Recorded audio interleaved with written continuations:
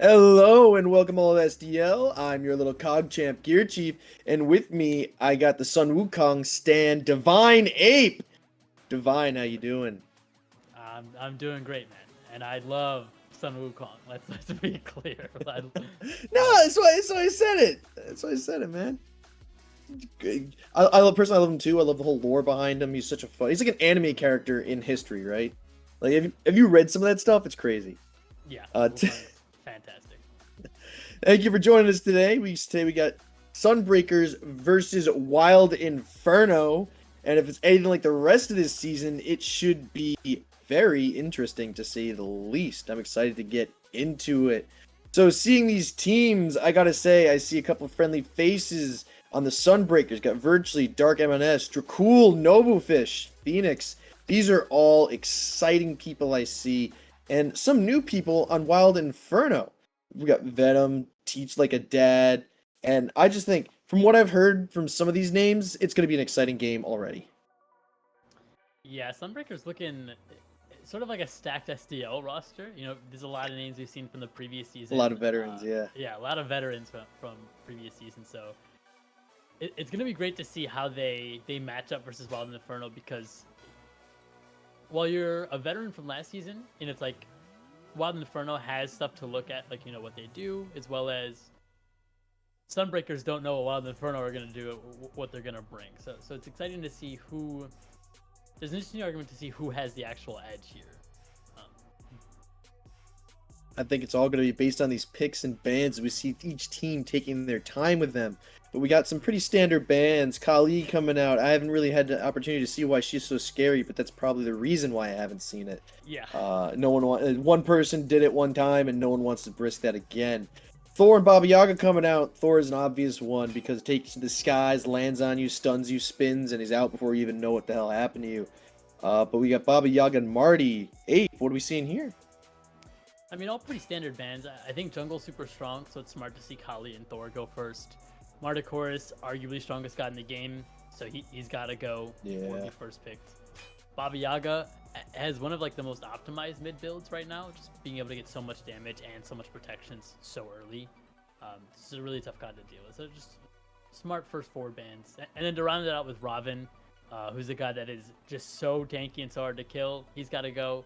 I will leave standing no barrier to our Everyone's success. comfortable on that god, and he just outputs so much damage. He's really made a step into the competitive scene when he got that buff, and you just started seeing him playing like crazy. Yeah. The one thing I gotta say about this Marty ban, I like it because some people get stuck picking into Marty and they do a Marty mid, which is fine, but then they fall into the trap of picking too many physicals. Yeah, we were talking about it, and here he comes, Sun Wukong, the anime character of ancient China. Have you heard some of those stories, like the Journey to the West stuff? That it's crazy, and it's just so much fun. It is an anime.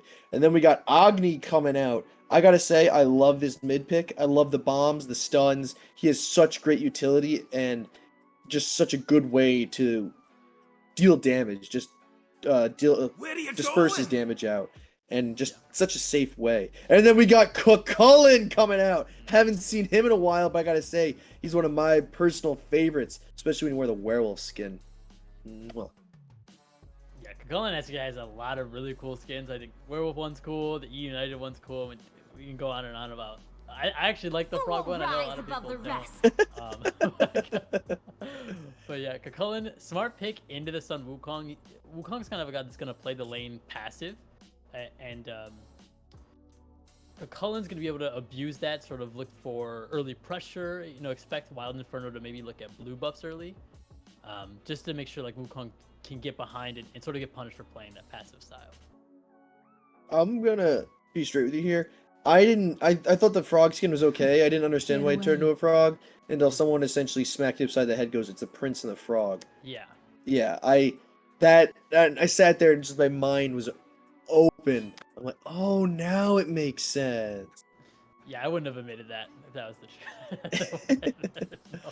We got Discordia coming out. We've seen a bit of standard pick, but she's always someone you got to be careful of, especially when she gives her passive to spreads it bounce around the team, because you never know who's going to have it, and it's always scary to walk into someone. And we got Ishtar.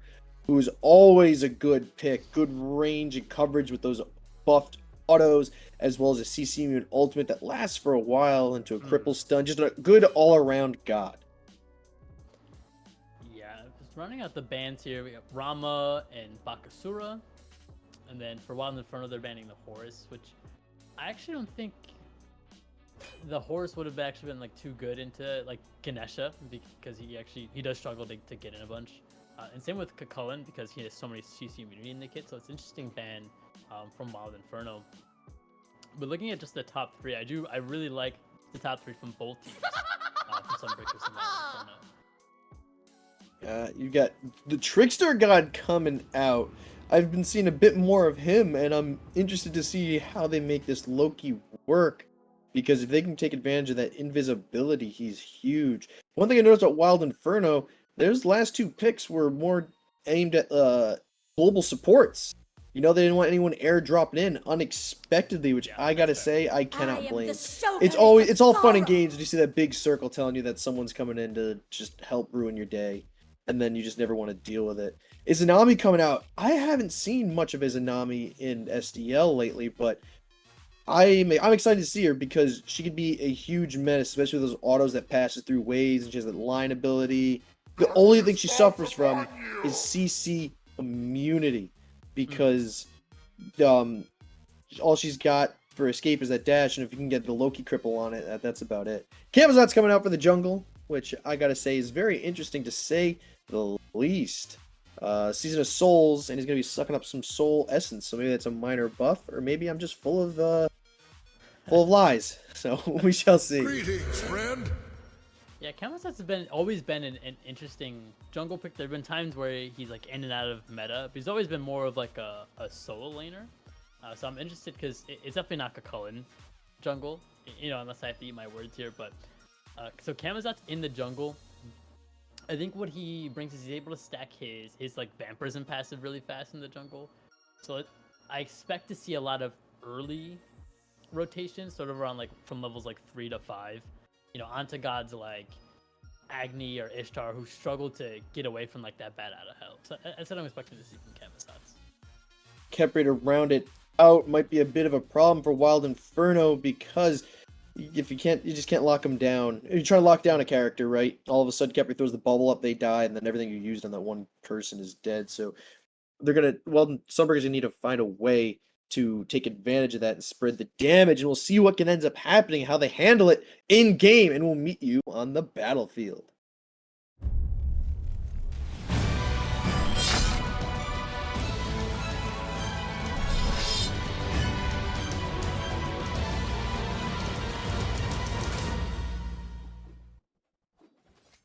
Hello and welcome everyone to our Divine Wild Inferno versus Sunbreakers. Got two impressive teams, and if any indication of what this season has been, this is going to be one scrappy fight. I'm Gearchief, and with me we got DivineApe. Let's get into the bloodshed. Yeah, and bloodshed it will be. I mean, pretty standard starts from both teams. I think the only interesting thing I'm seeing on the map is the different support starters. You know, we've seen a lot of Benevolence and Sentinel's gift, but it's always interesting to see which one they go. Just because, for like Ganesh, for example, you know, he's probably looking towards Compassion, you know, for a starter upgrade. Well, it looks like for Kepri, you're going to be looking to sort of like protect their carries a little more with that Sentinel's gift. So it's going to be interesting to see, you know, when they get that online and how that's going to impact sort of like the later stages of the game. I'm not much of a solo or support main myself, but usually I'm always looking for the heroism. That's usually my first look, and I feel like I personally feel like it might be good. I sat there thinking, like, oh, it'd be great into the Ganesha, right? Because he's got all this CC, and then you got the big AoE from Izanami, but Kamazot's doesn't have much. Kakulin has some, but I think the Sentinels is a good call. It kind of spreads out the protections and kind of keeps everyone alive. We got a 4-man rotation coming in. TeachLikeADad's going to just be surrounded, but they're going to let him get away. Stun comes out from Augie with a Flame Wave. Not really going to do enough. Just going to deter him in.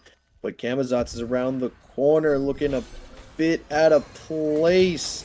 But in comes the mid from Wild Inferno. Everyone's just dancing around each other. TeachLikeADad gets caught out by a flame wave and a pluck. The root does not find its way in. Kamazot's dashing in, virtually throwing out a bunch of flurries, but he's getting low. First blood goes to VenomHQ, and now Sunbreakers are forced off of this shield buff that they so had possession of or dominance over, and now they are forced to submit it to the will of Wild Inferno. Yeah, I think it was smart for Sunbreakers to like have 4 people come over to that first shield buff. If both members of Wild Inferno, you know, TeachLikeADad and Katamatic walk up to that shield buff, they're dead. It is really tough to survive, especially when there's 4 people on you. But they sort of like lingered around a little. They didn't confirm the buff, and they didn't really like go on anyone. So they sort of just sat around too long, which set up VenomHQ getting that first blood. Seems to help them out as they're starting a little bit of a gold lead going to Wild Inferno from that first blood bounty. And now, Ape, as you're starting to hit 5, ultimates are coming up for most players. With these two teams, what do you see? What playstyles do you want to see out of Wild Inferno or Sunbreakers? Who do you think has the better opportunity, and who do you think is going to have to struggle a little bit more? Well, with virtually going down first, you know, he's actually was a level behind Kamazot's. Kamazot's hit 4 before virtually did. And as you see, Kamazot's just hitting 5 now. I'd like to see him get active with Bat Out of Hell in whatever lane he thinks he has an opportunity to. Most likely solo, because, you know, Wild Inferno's dual lane is so pushed up. Yeah, but I'd like to see him get active with that ultimate. Warcry released, forcing Phoenix to go up in the air, looking at the cloud, going to decide to hop back down underneath the safety of his tower. And we see the true power of this Gearchief is exerting onto Sun Wukong. But time will only tell what's going to happen if someone can get this Soul Eater up and going. Dash it in, TeachLikeADad onto NoboFish, trying to give his ADC some free damage, but Nobo's going to be able to dash away. Virtually comes back with a comeback kill on Venom, but Bat Out of Hell finds a kill on Darknms. 2-1 now in the favor of Wild Inferno. Virtually not one to let it go. Really on that revenge kick. Oh, gets caught by the Sonic Blast, but Kamazot does not pick it up. Flurries and bats released out. Fiji's going to be able to heal up and kind of get the advantage, especially with a little essence pool he's sitting on. Virtually is looking kind of low on mana. Might not be a good engage for him. Yeah, I mean, it's so funny to see that like both junglers sort of like just use their ultimates to kill the enemy mid laner, and then sort of like just like walk away from each other. Very just sacrifice the other one. You died, but I got a kill, so it's okay. Yeah, right, totally okay. I think that's gonna benefit Kamazot in the long run, because he's going to be able to get to Transcendence faster. But Virtually has actually already gotten his Jones online because of that kill. So it all depends on like sort of like how the junglers decide to play like the remainder of the game. Virtually should abuse like him having this early CDR, while you know Fiji's for the later stages of the game is going to have a fully stacked Transcend. Fiji trying to pull a little sneaky invade off, not really going to get anything out of it except some poke onto Virtually. That might have been a bit too bold of him to do, but he's going to be able to get his farm in the back. Support's running into mid lane now and giving the space for ADC.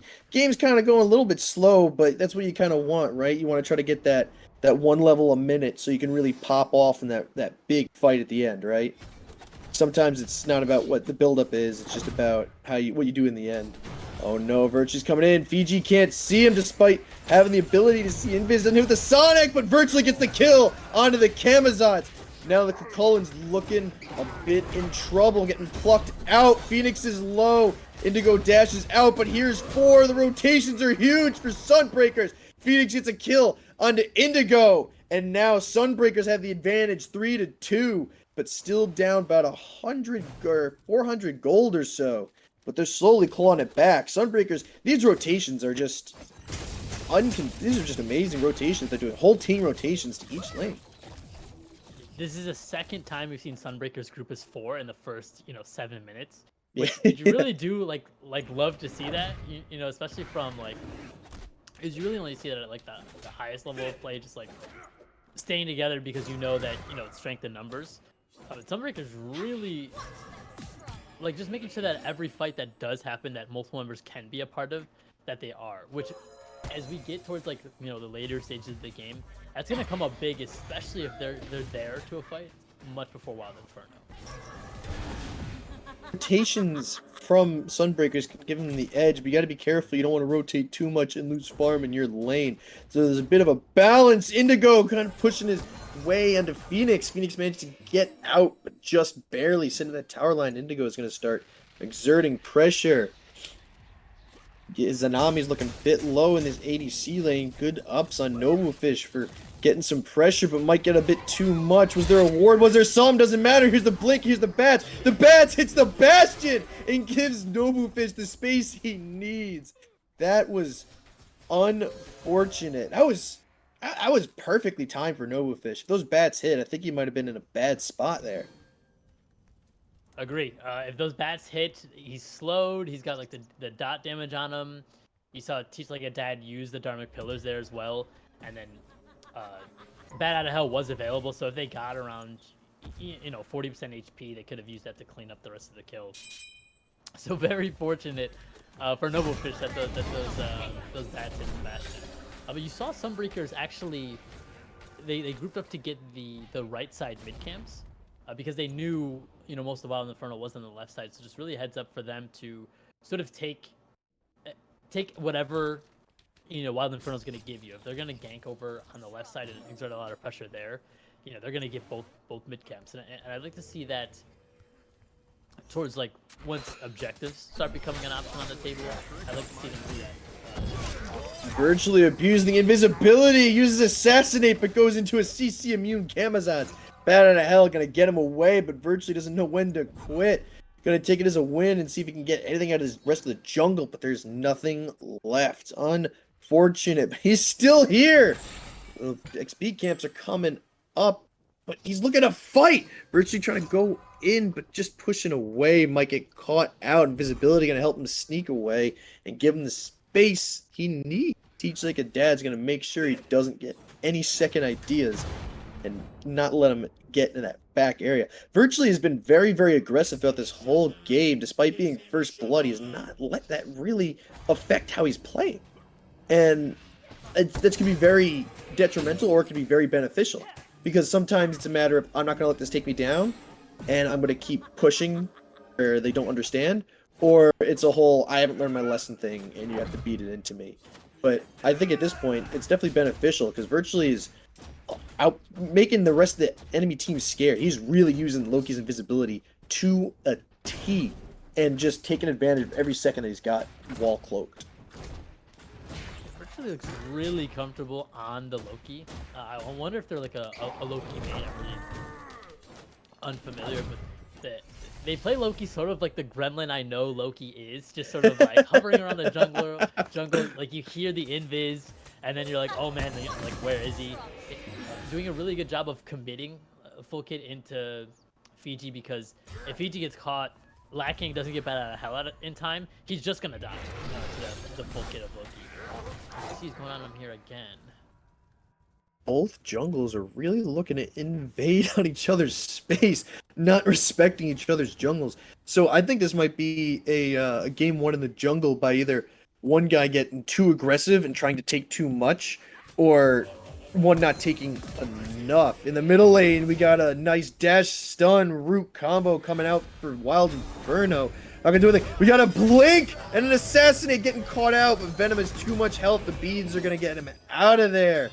Discordia ball on top of pillars. Virtually's looking low. Blink and a screech. The target is gonna be the Agni. Back Out of Hell. Darknms is the target. Swoops in, only lands one with a tower shot, chasing Darknms, and Virtually managed to get out of that fight. A little worse for wear, but not giving Sunbreakers any advantage. And right now we see Sunbreakers are just barely up in the gold chart here. And that's very impressive for them to take it back after that first blood. Because sometimes, especially after first blood, it tends to spiral. Oh, we got Wild Inferno deciding to change that. Gold Fury getting picked up. Sunbreakers getting wise to it. NoboFish and Virtually coming in to see what is up. Can't do anything. Wild Inferno does get the kill, but a return kill. NoboFish gets TeachLikeADad with the ultimates and the stun. Agni Bombs coming out. Fiji just can't seem to get away. Assassinate comes out, pins him down. Fiji falls to virtually. Unfortunately, the Gold Fury might have not been worth a little bit of a gold lead, but now this beacon is going to go essentially free to Wild Inferno and to go trying to cause as much chaos as Soul Laners love to do. Transforms, gets a kill on virtually. He's now just causing more problems. Just can't seem to deal with him. But they're slowly but sure they're getting this beacon. Indigo is just taking all this damage and doesn't care. Slam into a shoulder charge. Darknms is made to respect the hulking Cucullin. But out of the Stygian beacon a bit too long, it's going to fall to Sunbreakers. Wild Inferno does have the gold lead, but Sunbreakers managed to get 2 kills and a Stygian beacon out of that. Stygian beacon definitely going to be huge when those Titans start to clash. I initially was had a big question mark for why, you know, Indigo was there. There's sort of, you know, no chance you get the beacon by yourself or cause enough trouble to get them off the beacon. But once you got the kill onto virtually, that's when I was like, oh, that's actually going to be really impactful for Fiji to be able to get his Transcendence fully stacked, because I do think he's just been a little bit behind it in being able to kill the enemy mid laner again. I think if he had a little more damage and had that Transcendence stack, then he actually might have been able to kill Dark when he, you know, initially built the tower with the banner. And it was so unfortunate too, because both Virtually and Dark were really low in that, and he had the opportunity. He just used the second swipe to try to get him out. Mid lane's popping off and assassinating a flurry on TeachLikeADad, who squeaks out with little health. No, Virtually's caught. TheWeebyFiji gets the kill on Virtually with blood in the water, and he smells it. The bats, the screech, the slash, the hop, the bat out of hell. Trying to get the swoops in, but doesn't do enough damage. Forced to retreat. No true support from his team, and now VenomHQ is being forced to run away, squeaking with just as much health as TeachLikeADad was able to back away from. Now NoboFish is looking to see if he can get this tower, deciding not to, and forcing the Izanami to back away. This game is, I will say, for a slower game, it definitely pops off every so often. You get these little explosions, and then it just calms down, you know? And impressive by TeachLikeADad to be able to get out of that situation, too. That was real close. With a sliver of HP, he gets Yep. out of it. And from Virtually, who's optimized for, you know, full damage so far. I like how aggressive both junglers are being. You know, especially Virtually. You know, he's built for 30% cooldown already. You know, in his first 2 items. So him using Assassinate off cooldown to try to force things to happen is really good. I just think his target shouldn't be the Ganesh. Well, Ganesh did get, from my estimate, under 100 HP, like he did just barely get out of there. I do think he should be looking towards, you know, Venom on the Discordia, or even maybe look over to go to the dual lane to Pick up the Katamatic, bomb, who's pick been up the really low. bomb, pick up the left up bomb! No. They want Dracull to pick it up. They're like, Okay, cool, you can okay, pick up the bomb. okay. Has he just picked it up yet? Oh no, he's got too many wards on. Alright, there we go. There it is. Okay. Sunbreaker get Pyromancer stuck under tower. NoboFish is 3 strong, trying to seek the Sanctuary of the T2. Sanctuary itself going to be used. NoboFish looking real low. The bat's doing damage, but managed to get himself out of such a tight spot. I will say, it's not that this game isn't action-packed. It's just all these teams are able to manage to get themselves out of these tight little corners that they pin themselves in. That was impressive by NoboFish, just as impressive by TeachLikeADad earlier. NoboFish, yeah, he had to use everything, which is gonna be impactful, especially when you know, we start looking towards like the Primal Fury in a couple of minutes. You know, he's just gonna have beads like for the next fight, so that is something that's gonna come up. But I do think like the aggression and the characters not dying is so tragic for these teams. I think a couple more kills from Sunbreakers or a couple more kills from Wild Infernos, you see like a much bigger lead, you know, going one way or the other. TeachLikeADad trying to come around and pin Dark, but it's not much is gonna happen. Dark manages to position himself in a good spot. So I gotta. These two teams are playing so conservatively. There's a gold lead going to Wild Inferno. The Gold Fury definitely did help them out, but it's only about a little less than 2k gold. This is still anybody's game. Corner camping Indigo. TeachLikeADad is there too. Trying to see if they can do anything. Blink in and ult doesn't find anything but the buff. Indigo's out of place and stunned out of his mind. Trying to fight back. Hulking out like a rage monster. Gets plucked. Dark Pillars cause the save in. Apple finds Dracull, but nobody else. Dracull causes space. Phoenix coming in to cause any chaos that he can. Bomb after bomb. Hops in the clouds. Bat out of hell needed to be used defensively. And now Wild Inferno is stuck on the back foot. Can't do too much. Trying to cause any damage they can. Sunbreakers are poking them out. Big ultimate from Katamatic. And finds the kill on Dracull and pushes the rest of Sunbreakers away. Indigo's still causing problems while virtually, again, smells the blood in the water and wants the kill onto Fiji. But now he's looking into 2, trying to get himself out of this position.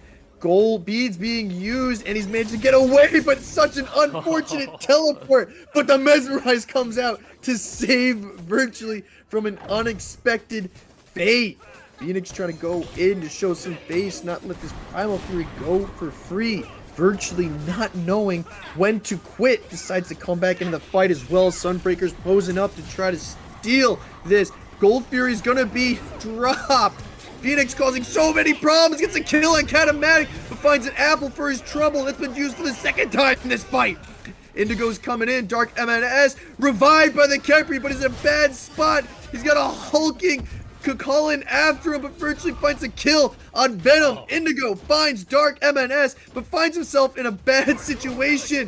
Gets clubbed by the cudgel and falls to Phoenix. VenomHQ now caught in the back too, trying to use Bat out of hell for the 2nd time to escape, while his support gets caught by NoboFish. But there goes another cudgel to secure the kill on VenomHQ, leaving his Primal Fury solely in the hands of Sunbreakers. That was such a back and forth fight. I think almost every ultimate was used twice, at least. At least, and there's a lot to break down there in that fight. I think the Wild Inferno played that fight really smart from the beginning. You know, they got the pick on Dracull and with no return kill, and they were done 1-0. What was ambitious was they lingered a little too long, and then went for that Primal Fury right in the face of the remaining members of Sunbreakers, who some of them were actually able to back and come back to the fight. That's how long it took Wild Inferno to make that call. I just think either they have to back off, you know, they get their kill, go back to base, spend your gold, come back and have another skirmish, or commit to the Gold Fury as soon as they get that pick. And I think this them lingering too long. Let Sunbreakers come back. Dracull is able to respawn. He gets the revive on Dark. You know, which potentially saves the fight, because if Agni goes down, he's not sitting rain fire, you know, all over Wild Inferno, and it really like snowballed the fight in Sunbreakers' favor. And Sunbreakers have now tied this game back up. It's even gold for both teams. One thing I'll say about that fight is Wild Inferno definitely made the right call to drop the Gold Fury, but I think they made the call a little too late. As personally as a soul laner, when you're tanking that thing, it slows you down and you get your own debuff on it, and it's just not fun to deal with, especially if you're in a fight too, because you're not gonna be able to get out of anything that you're stuck in. That Gold Fury is gonna keep you pinned itself. So if you're sitting there taking damage for too long, then the enemy team is gonna walk in and you're just on a platter. But both teams played that, I thought, pretty well. It could have been anybody's fight throughout that entire engagement. But you just saw Sunbreakers able to pull out a little bit more as more of the fresh resources came in. Well, we got both of them fighting over this Pyromancer. Phoenix causing chaos, 1v3ing up in the clouds, hops down for damage, but he's getting caught. Dark Pillars causes him to fall. Katamatic gets the kill. Indigo trying to cause his 1v4 falls to NoboFish. Both solo laners are down.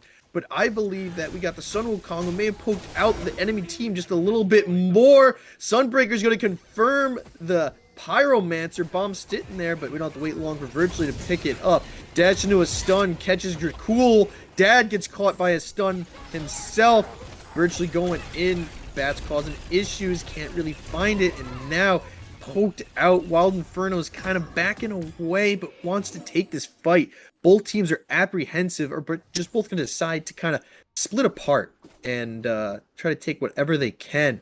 We see Sunbreakers now taking a pretty expanding lead, not necessarily 1K, but we saw they were down by 2. And if Sunbreakers can keep this up and keep these big team fights up, then I think they have a chance to really win it here. But honestly, it's anyone's game at this point. I don't think I really have a factor that's making me think one team or the other.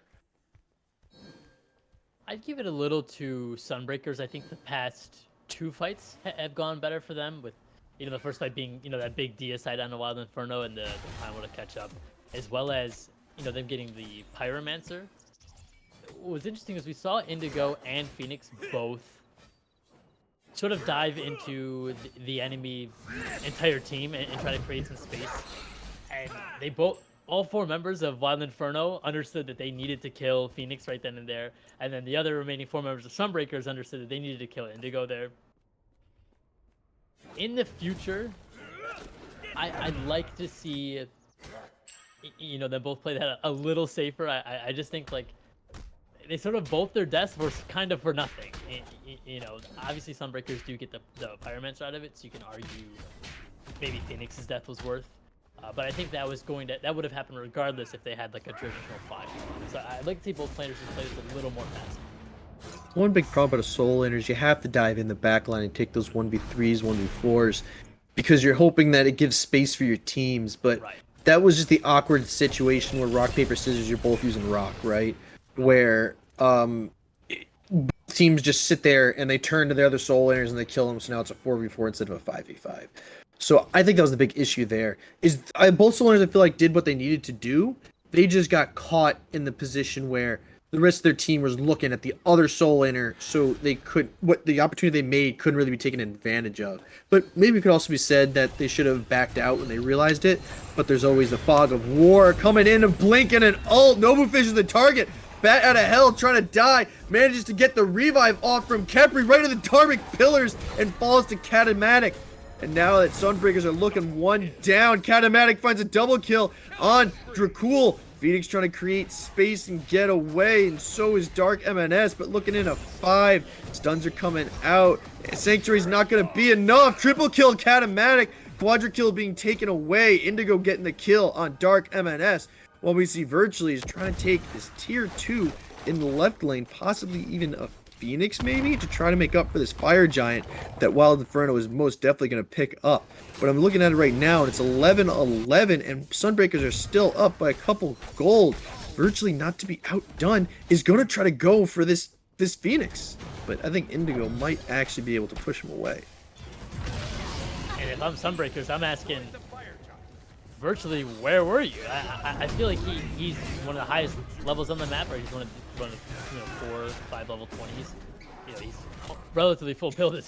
He goes down to Indigo after trying to get too ambitious on the Phoenix. But virtually gets nothing accomplished, for lack of a better term.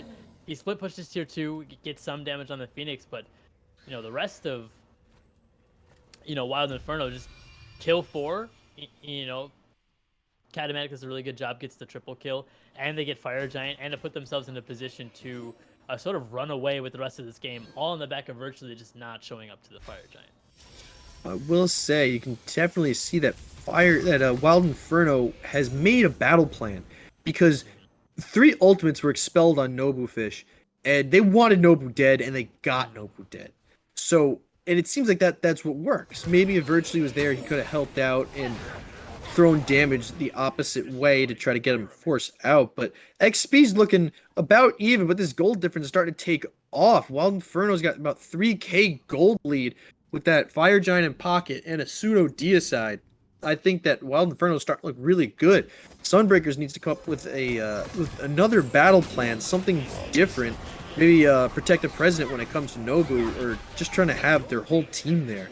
Loki loves to split push, but I think they really need their jungler. You saw Katamatic was the one that ended up getting the triple kill. I think if you saw some aggression out of them, something like assassinate and Loki full kit, then perhaps they don't get a triple kill. Perhaps they die early and the fight goes in Wild Inferno's favor. We could fantasy book and go back and forth all day. But I do just think Virtual needed to be there and hold that thought, because everyone is aggressing onto this tier 2 tower. TeachLikeADad getting stuck under tower and taking tower shots for almost no reason, getting poked out, leaving the rest of his team to kind of step up a little bit. NoboFish caught out with a root and a Discordia ball, but nothing found. Stuns and bombs on a VenomHQ, but nothing's really going to happen. Both teams are waiting for another to make a mistake. This Fire Giant's going to be just enough to get TeachLikeADad back in. A blink by Indigo to cause the chaos. Dark Pillars come up. Fiji forced to back away, virtually taken by Katamatic. Indigo full health, but not much can be said about the tower, however. Phoenix is getting caught. No, that was the decoy. Excuse me. It even caught me. Despite losing and left, the Titan for Wild Inferno Sunbreakers wins in mid. Now it's a 5 looking at this bird, but I don't think it's worth it. I think you're a bit too poked out, especially your jungle. I love the call here to kind of back up and regroup for Wild Inferno. That was a bit too aggressive because all you needed was for Weeb to get picked out, and then it's a 4v4, and then Sunbreakers can swing it in whatever way. Because with him as low as he was, it didn't take much to. You didn't have to commit much. Maybe an Agni Bomb, and all of a sudden he's on fire. Got the procs from Divine, and he's just dead, right? Yeah, Phoenix there was a little too ambitious. Going for the Phoenix is would be an ambitious call there, not sort of the player Phoenix. Yeah, Wild Inferno, all 5 still have fire. They got what they wanted in the left lane initially, which is a tier 2. I'd like to see him use the rest of this time on the fire just to get dominant map positioning. Maybe get some wards deeper into Sunbreakers jungle. And just set themselves up to get the next fire and potentially get a lot of these towers done. I like to push on a tier 2. I thought that was a great idea. The Phoenix, I think, was a little bit ambitious. They could have probably gotten other tier 2s. Maybe not if the waves were not as pushed up as they are now, if they're kind of as back as they are. But I think they stuck around at that Phoenix a little bit too much. I think they could have definitely gotten more, but to say they could have gotten more, everything's almost down on the map, right? Pyromancer was down, Gold Fury was down, Fire Giant was around their belts. So the only thing you can really say is that you wanted them to get more farm, like the camps, and starve them out. Bomb's going to come down in Indigo, who's now got all of Sunbreakers to get up a little bit too far. The rest of Wild Inferno circling around, posturing to get the best stance for this Fire Giant that's going to come up. 30 seconds in its EFG, and that might spell end of game if you're not careful enough. Dracull's going to back, leaving this a 4v5. And I think that's exactly what Indigo wants. He's looking very sneaky. He sees it, he wants it, but he's going to hold a little bit of discipline. And now it's going to give Dracull the opportunity to come back into this fight. Bomb's fallen, and we got a bomb on each team right now. Both teams posing up for this Fire Giant, but I don't think they have enough wards or information to really decide what they want to do.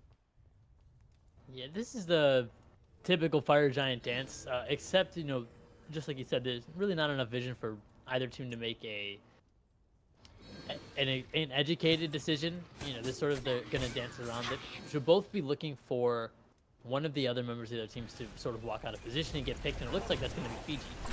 Fiji got bombs dropped on him. Assassinate comes out in Katamatic. Dark Pillar is used to save the rest of the team. And now a lot's been used defensively for Wild Inferno. Phoenix up in the sky looking for a target. Backs out, and the decoy causes enough problems for Wild Inferno to commit just enough to get them distracted. Sunbreakers now have the advantage as we see Indigo waste the spear. Comes in, finds nobody except a stun. Fiji up in the air trying to find a kill, but NoboFish finds a kill in Katamatic. Fiji forced to back up. TeachLikeADad poked out. Weeb's got no way out. Indigo trying to finish the kill for him, but he's going to get picked out. A big swing for Sunbreakers, and now this EFG is going to be picked up. And this EFG might turn into an EOG as they look to end the game. Sunbreakers just playing that perfect. The way they spaced themselves around that fight was really impressive. You could see Phoenix making a smart call to not sort of dive into all 5 with the somersault cloud, which is it just shows like the discipline that he didn't have before. and Indigo, you know, on the opposite side, not showing any discipline at all, and sort of trying to finish the kill on Darknms. Dark Pillars up, but Sunbreakers do confirm it. TeachLikeADad, unfortunately, could not steal away that EFG. Yeah, if Ganesh gets that, then then he deserves it, because every member of Sunbreakers is there, you know, getting the Fire Giant, and if you let a Ganesh walk up Dark Pillar it, then you didn't deserve the fire in the first place. I don't know if I'd say that. I feel like that's one of the most... I feel like it's one of the abilities that has the highest potential to steal an objective, because all that ticks from the fire and the lines. I've had enough stolen from me where you're just sitting there and you're just like face palming, right? Just kind of like, do we really just let that happen? And especially to be an EFG, yeah, enhanced fire giant, that it would have been a big advantage if Wild Inferno was able to take it. But they have enough towers up, especially 2 in that right lane. And I want to see Sunbreakers do something. They have this EFG. Start pushing down a lane. Maybe look to Gold Fury, but they're gonna opt for this this solo lane here. Last tier 1 in the map, not like the worst decision they could have made. I think what they're trying to do is they're trying to get all the towers in the map before they start pushing Phoenixes. It is enhanced fire giant, so these towers are gonna go down really fast. Wild Inferno sneaking a Primal Fury while for all of Sunbreakers on the right side of the map, they're gonna hear that Primal Fury and they're gonna go right for this right Phoenix. Phoenix is the prime target as Wild Inferno was left on the Gold Fury. That Primal I don't think was worth 3 towers. Or 2 towers and a Phoenix. That really opens up the map for Wild Inferno a bit. Because now you got to worry about those fire minions. And I just think that was a bad call. I think you know they have EFG. You know they're going to pose for something. And you know they're going to rip through the towers. That was just a bit ambitious. And I think that might cost Wild Inferno the game here. That's 1 Phoenix down. Now they're trying to pose up for another one. Sunbreakers knowing that this Gold Fury's down. They're splitting the team to the left lane, dual lane, but they're going to opt to just back away. I want to see a bit more aggression from Sunbreakers. Yeah, it's sort of the opposite side of the coin. You saw a lot of aggression from Sunbreakers, you know, in the first 6 minutes, you know, grouping as 4, you know, in the dual lane and then in the solo lane respectively. To see them be so diligent, you know, with the enhanced fire giant, you know, when they're in such a dominant position, it's sort of interesting, but I don't hate it. Dark Pillars out. Apple finds Nobu, gets blown up. Big defense. Katamatic finds a kill on Dracull. This EFG is not going to be much use if they are grayscaled. Trying to get out virtually and Phoenix together, leaving Darknms by himself. It's not looking too good as Indigo catches up. The stun's out. Dark finds his way out of this. The EFG is now off of 2 people on Sunbreakers. Wild Inferno doing a big turnaround.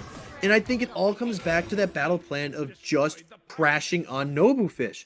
Because if you watched, everything was dropped on Nobu. Dark Pillars, the apple. It was just so much just to kill Nobu. And I think that's the win con for Wild Inferno. If you can keep Nobu down and keep him stepping too far forward and pick him every time, and I think Sunbreakers is going to have to be on a back foot that they just don't want to be on. And shout out to Venom. That was an insane apple hit, and then, you know, with the rest of Wild Inferno ready to completely capitalize and just instantly delete NoboFish. I don't even think we saw the Scarlet's Blessing come out from Dracull, who also instantly died almost right after. I think the Sunbreakers, you know, while they played, you know, disciplined, you know, they got all the tier 2s, they got the right Phoenix. I think they should have just been a little more aggressive there. I think that if there was any time to be a little more aggressive, that was the time. You know, if we see an assassinate onto Venom, you know, maybe that huge play doesn't happen.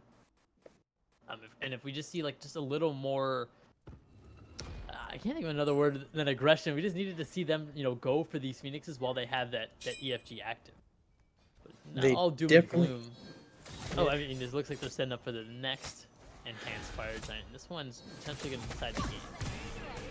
Well, this Phoenix in right is starting to get kind of healthy and get ready to pop back up, despite Fire Giant's about meeting halfway in. Fire Giant itself is looking like it wants to pop out anytime soon. Sunbreakers deep, warding Wild Inferno and preventing him any information that they can get. Now it's all about if Sunbreakers can take advantage of the chaos that they cause to Wild Inferno again, or if Wild Inferno could just target down Nobu and just make Sunbreakers crack like an egg. This fire dance is starting to get a bit dizzying as neither team wants to commit to anything. Sunbreakers doesn't want to start the EFG, but Wild Inferno doesn't want to challenge them. This is just crazy. I love watching this little dance, this little two-step you got going on here, right? So you can pull out their dance moves. And even with Sunbreakers having such a dominant past, like 10-15 minutes, they're actually down in gold. So without this EFG or any sort of like buffs active, Wild Inferno actually have the item advantage. Now, most people on the map are full build. You really not seeing a full build from supports at this point. So the gold is really just going to matter for relic upgraded and as well as maybe power pots. You've seen assassinate. Oh no! An assassinate just finds Weeb, but doesn't manage to do anything. That's a huge threat off the board for Wild Inferno. Their Phoenix is up, so that EFG before doesn't matter as much. You got all your Phoenixes back, but Sunbreakers opting to start this EFG. We got Wild Inferno finally getting brave enough to step up. Dharmic Pillars does threaten to steal this away. Arrows come out, but don't really find a stun. Apple is out, but bouncing around, can't do anything. Indigo's caught in the back with Weeb. Weeb trying to find Sanctuary in the air. One sweep and two. Indigo does fall, but Venom finds the return kill on Dracull. Two frontliners end up falling, and now it's up to Sunbreakers to decide what they want to do here, as they are a bit lower, considerably lower than Wild Inferno, who look like they might want to start picking up this Fire Giant. I don't think if I'm Sunbreakers, that's what I exactly want to do. I want to try to get them bait out. Virtually got pushed too far ahead, has to use the Assassinate, which doesn't find anything, and now it's down again. He can't engage and pick apart that weak mid laner in Venom, who's now low. But neither team is going to decide to even pick up this Fire Giant. They're just going to keep pushing around at each other, kind of making this whole fight a bit moot. No team getting anything off that is pretty strange. I thought Phoenix played that really well, finding VenomHQ just a little far too stepped up, hitting the Tiger Stun, hitting the Cudgel, onto them, and just dealing so much damage. Got Venom half HP, before the fight started, and then he goes back to help finish off the Indigo kill. I just think Dracull, he needs to start using the Scared's Blessing a little more, sort of like fast and loose. There's been a couple times I hold that thought because Phoenix is getting really low.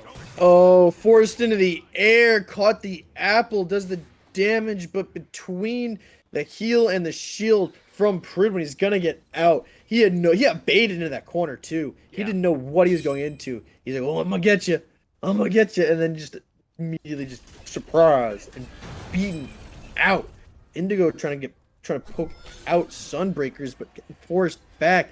It's a 4v4 now, as both teams are awaiting one more teammate to kind of rejoin the fight. Sunbreakers now 5 strong, Wild Inferno 5 strong, and now they're going to continue this little two-step that they've been doing. Indigo Blink finds 4 with the spear, looking to transform as soon as possible. So much chaos. Bat out of Hell finds NoboFish for only 1 sweep, looking for additional ones but can't, has to clear it. Phoenix looking for safety in the air of himself, but gets blown up by Venom. Now here comes the apple on top of Nobu. Finding the Sanctuary, finally see Dracull using the revive, but Dracull's stuck. Somebody save him. Give him the Sanctuary. No, Venom gets a double kill. And now this EFG is going to look so sweet to the eyes of Wild Inferno. Sunbreaker's unable to find much of a kill. Only damage really on Indigo. Virtually is trying to look to see if they can find a way to sneak this away. Between Indigo and Weed, NoboFish and Dark are forced to respect their might. All the invisibility's coming out, getting low. Weeb's trying to push away Dark. NoboFish trying to sit there and box. Fire Giant's getting low, but they see him. Assassinate comes in, but it's not good. Wild Inferno get the EFG. Venom kills virtually. and so does Darknms fall as well. Nobu falls. It's a DSI with an EFG in pocket. Game is not looking like it's going well for Sunbreakers. Overstepped Indigo, causing such sweet chaos that we Soul Landers love to see. That War Spear managed to knock up 4, creating so much opportunities. Phoenix left to try to defend by himself. Up in the air on this cloud, can't do much. It's burning, it's bleeding, it's falling, it's dying. Wild Inferno pull the victory out.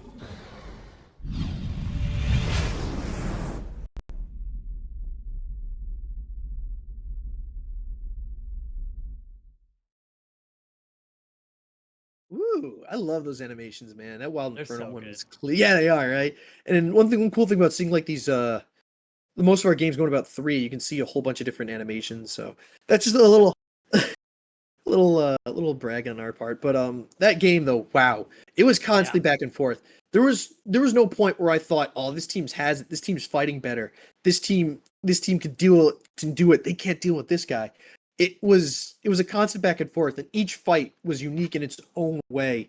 And I think in the end, Wild Inferno was able to really get it off because they had a plan to blow up Nobu, which really crippled Sunbreakers a whole bunch of times, especially when they had the EFG and they're going for that duo side bird. They blew up Nobu and they forced all of Sunbreakers back. So I think that was probably the best plan. That's really the one thing I can really harp on is the deciding factor, because that moment really swung it back for Wild Inferno against Sunbreakers. I think it really all came down to the last fight. I mean, you're totally right about the defense from Wild Inferno blowing up NoboFish on that left side really stopped the pressure onto that Phoenix, and then it's sort of everything evened up, and then there's a couple skirmishes.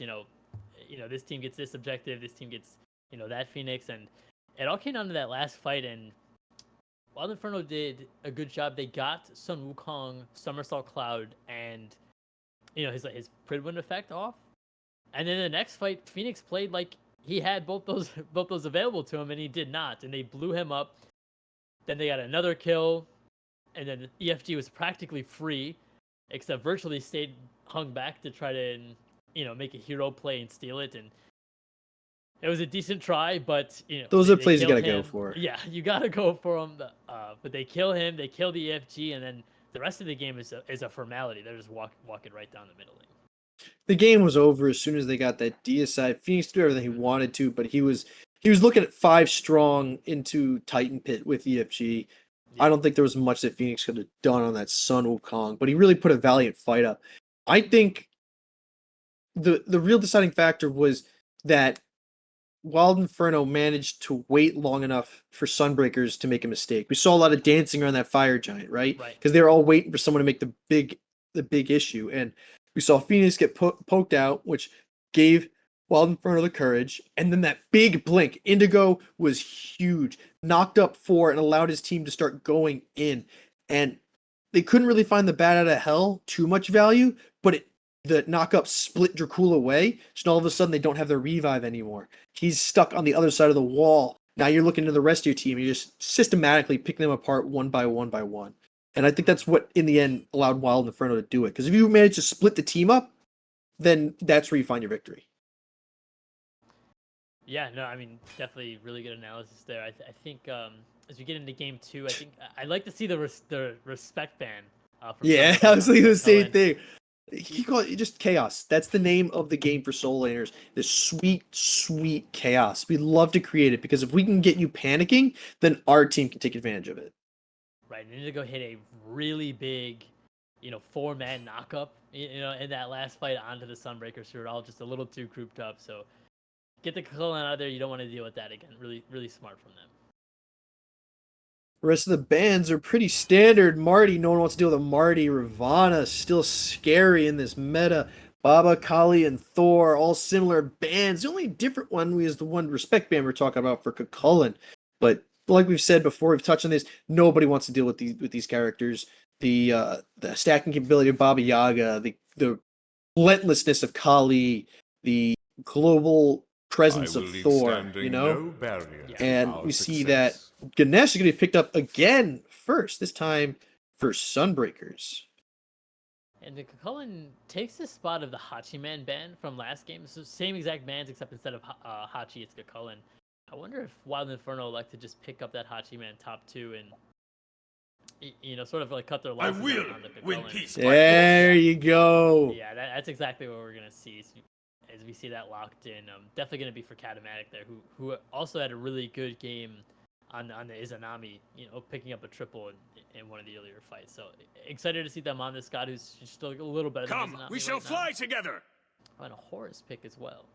The drop ship named Horus is gonna come out. Wild Inferno decided to prioritize this because it was banned last game. I'm not really sure which team had banned it, but when you got the opportunity to see something that you really like and you got a plan, by all means execute it. Especially when it comes to Horus, because the ability to just take your whole team from one spot to another is second to none. Sunbreakers pick up a Discordia, which is now starting to look like the Wild Inferno's team from last game, which, I mean, I can't really fault them for. Wild Inferno really took advantage of each of these gods' strengths and picked apart the enemy weaknesses with them. With Ganesh and Discordia together, like the CC combinations are almost endless. You have Ganesh, knock up into Strife. You have Strife into those Dharmic pillars. It's really easy for them to combo their CCs together. So just a strong combination of characters that really helped, Wild Inferno get the W last game. See, Merlin being picked out. Merlin's always a fun god to watch. One god, 9 abilities? 10? No. Yeah. 9, 10. 3, and then you have the ultimate. 3 in each stance, you get the ultimate. And the burn capabilities from Merlin is just amazing, especially with the control, with the void stance. Merlin is always a stupendous god to pick. I would like to see the Agni, though, again. I think the Agni had some big stuns and big damage, but I definitely like these two picks. I think Discordia was a good one to get away from Wild Inferno. She's always great, especially if you can get that apple onto someone in the middle of a team fight and it bursts and spread it to everyone else. So she's always a great mage to go with. And then Merlin as well. The constant burn and rip and tear that comes from his fire, his ice, and all that is just not to be ignored as well. Coming out, we got some jungle bans going the way of Wild Inferno, making 4 assassins banned out. And then another respect ban coming out in the form of Camazotz, making that 4 assassins on one team, 2 on another, for a total of 6 bans used on assassins against the jungle. Jungle is strong. Your chances to win the fight have diminished. No crazy statements made there. I think we're definitely in a meta where junglers can sort of thrive and do whatever they want. We actually see Mulan picked in this Wild Inferno slot here. I want to see some anti-heal coming into this game because Mulan with a Soul Eater just does not die. It's one of those times where it's like, how many abilities have we dumped into her? Why is she more health than when she entered the fight in? How does she have more health than the cap?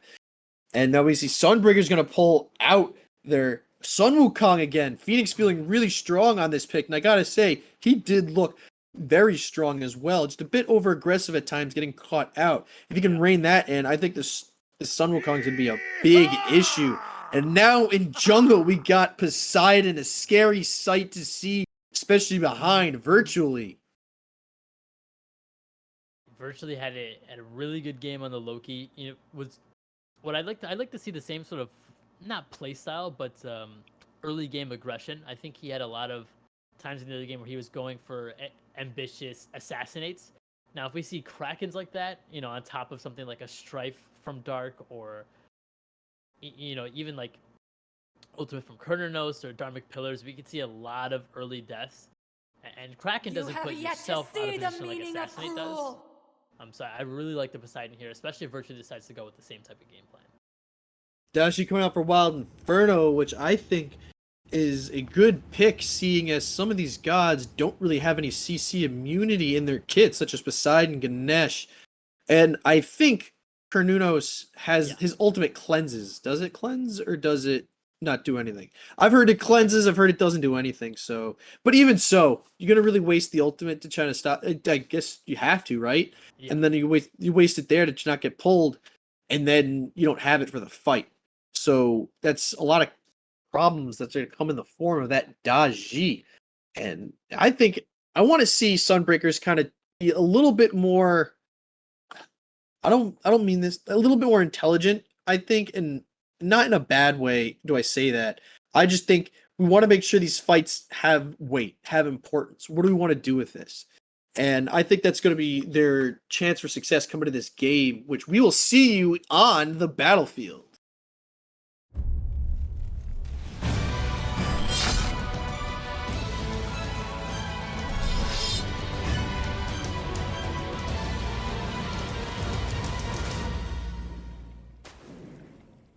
Hello and welcome everybody to Divine Sunbreakers versus Wild Inferno. Game 2. Will Sunbreakers pull it out, or will Wild Inferno pull out the 2-0?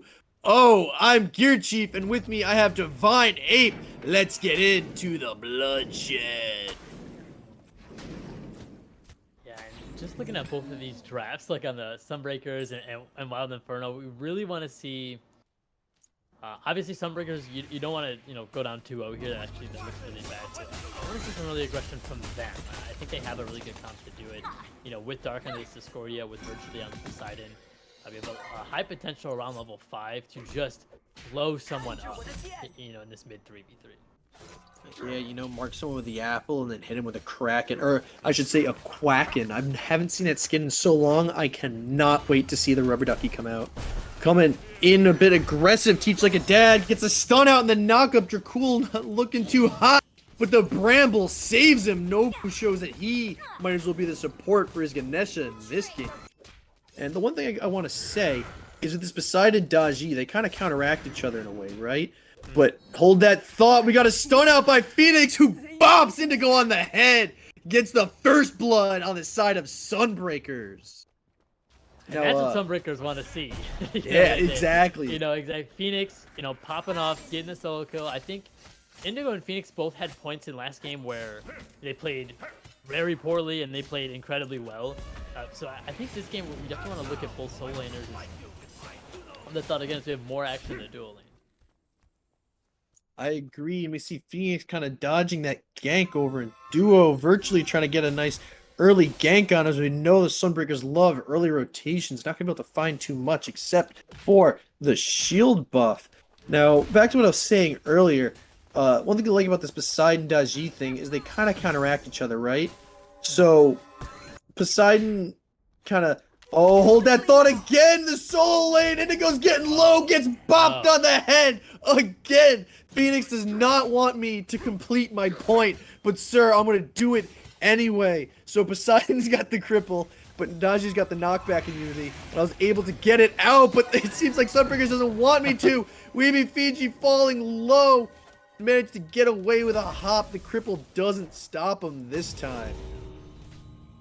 Yeah, and Sunbreakers don't want you to get your point off, huh? No, they really don't. They really just love I had to say it quick, too, and then right in the next fight. That was... These two teams are going crazy. And... Yeah, oh, no. Unfortunate. Phoenix manages to steal it. Indigo 2 levels down. And without mana buff to sustain him. This is not looking good in solo. Not looking good is an understatement. Mulan is not a god that is very good from behind. Their entire hit is set up for early aggression and for it to scale with that early aggression and sort of snowball into later stages of the game. Once you get like training mastery upgraded, that's when your ability is going to start doing a little more damage.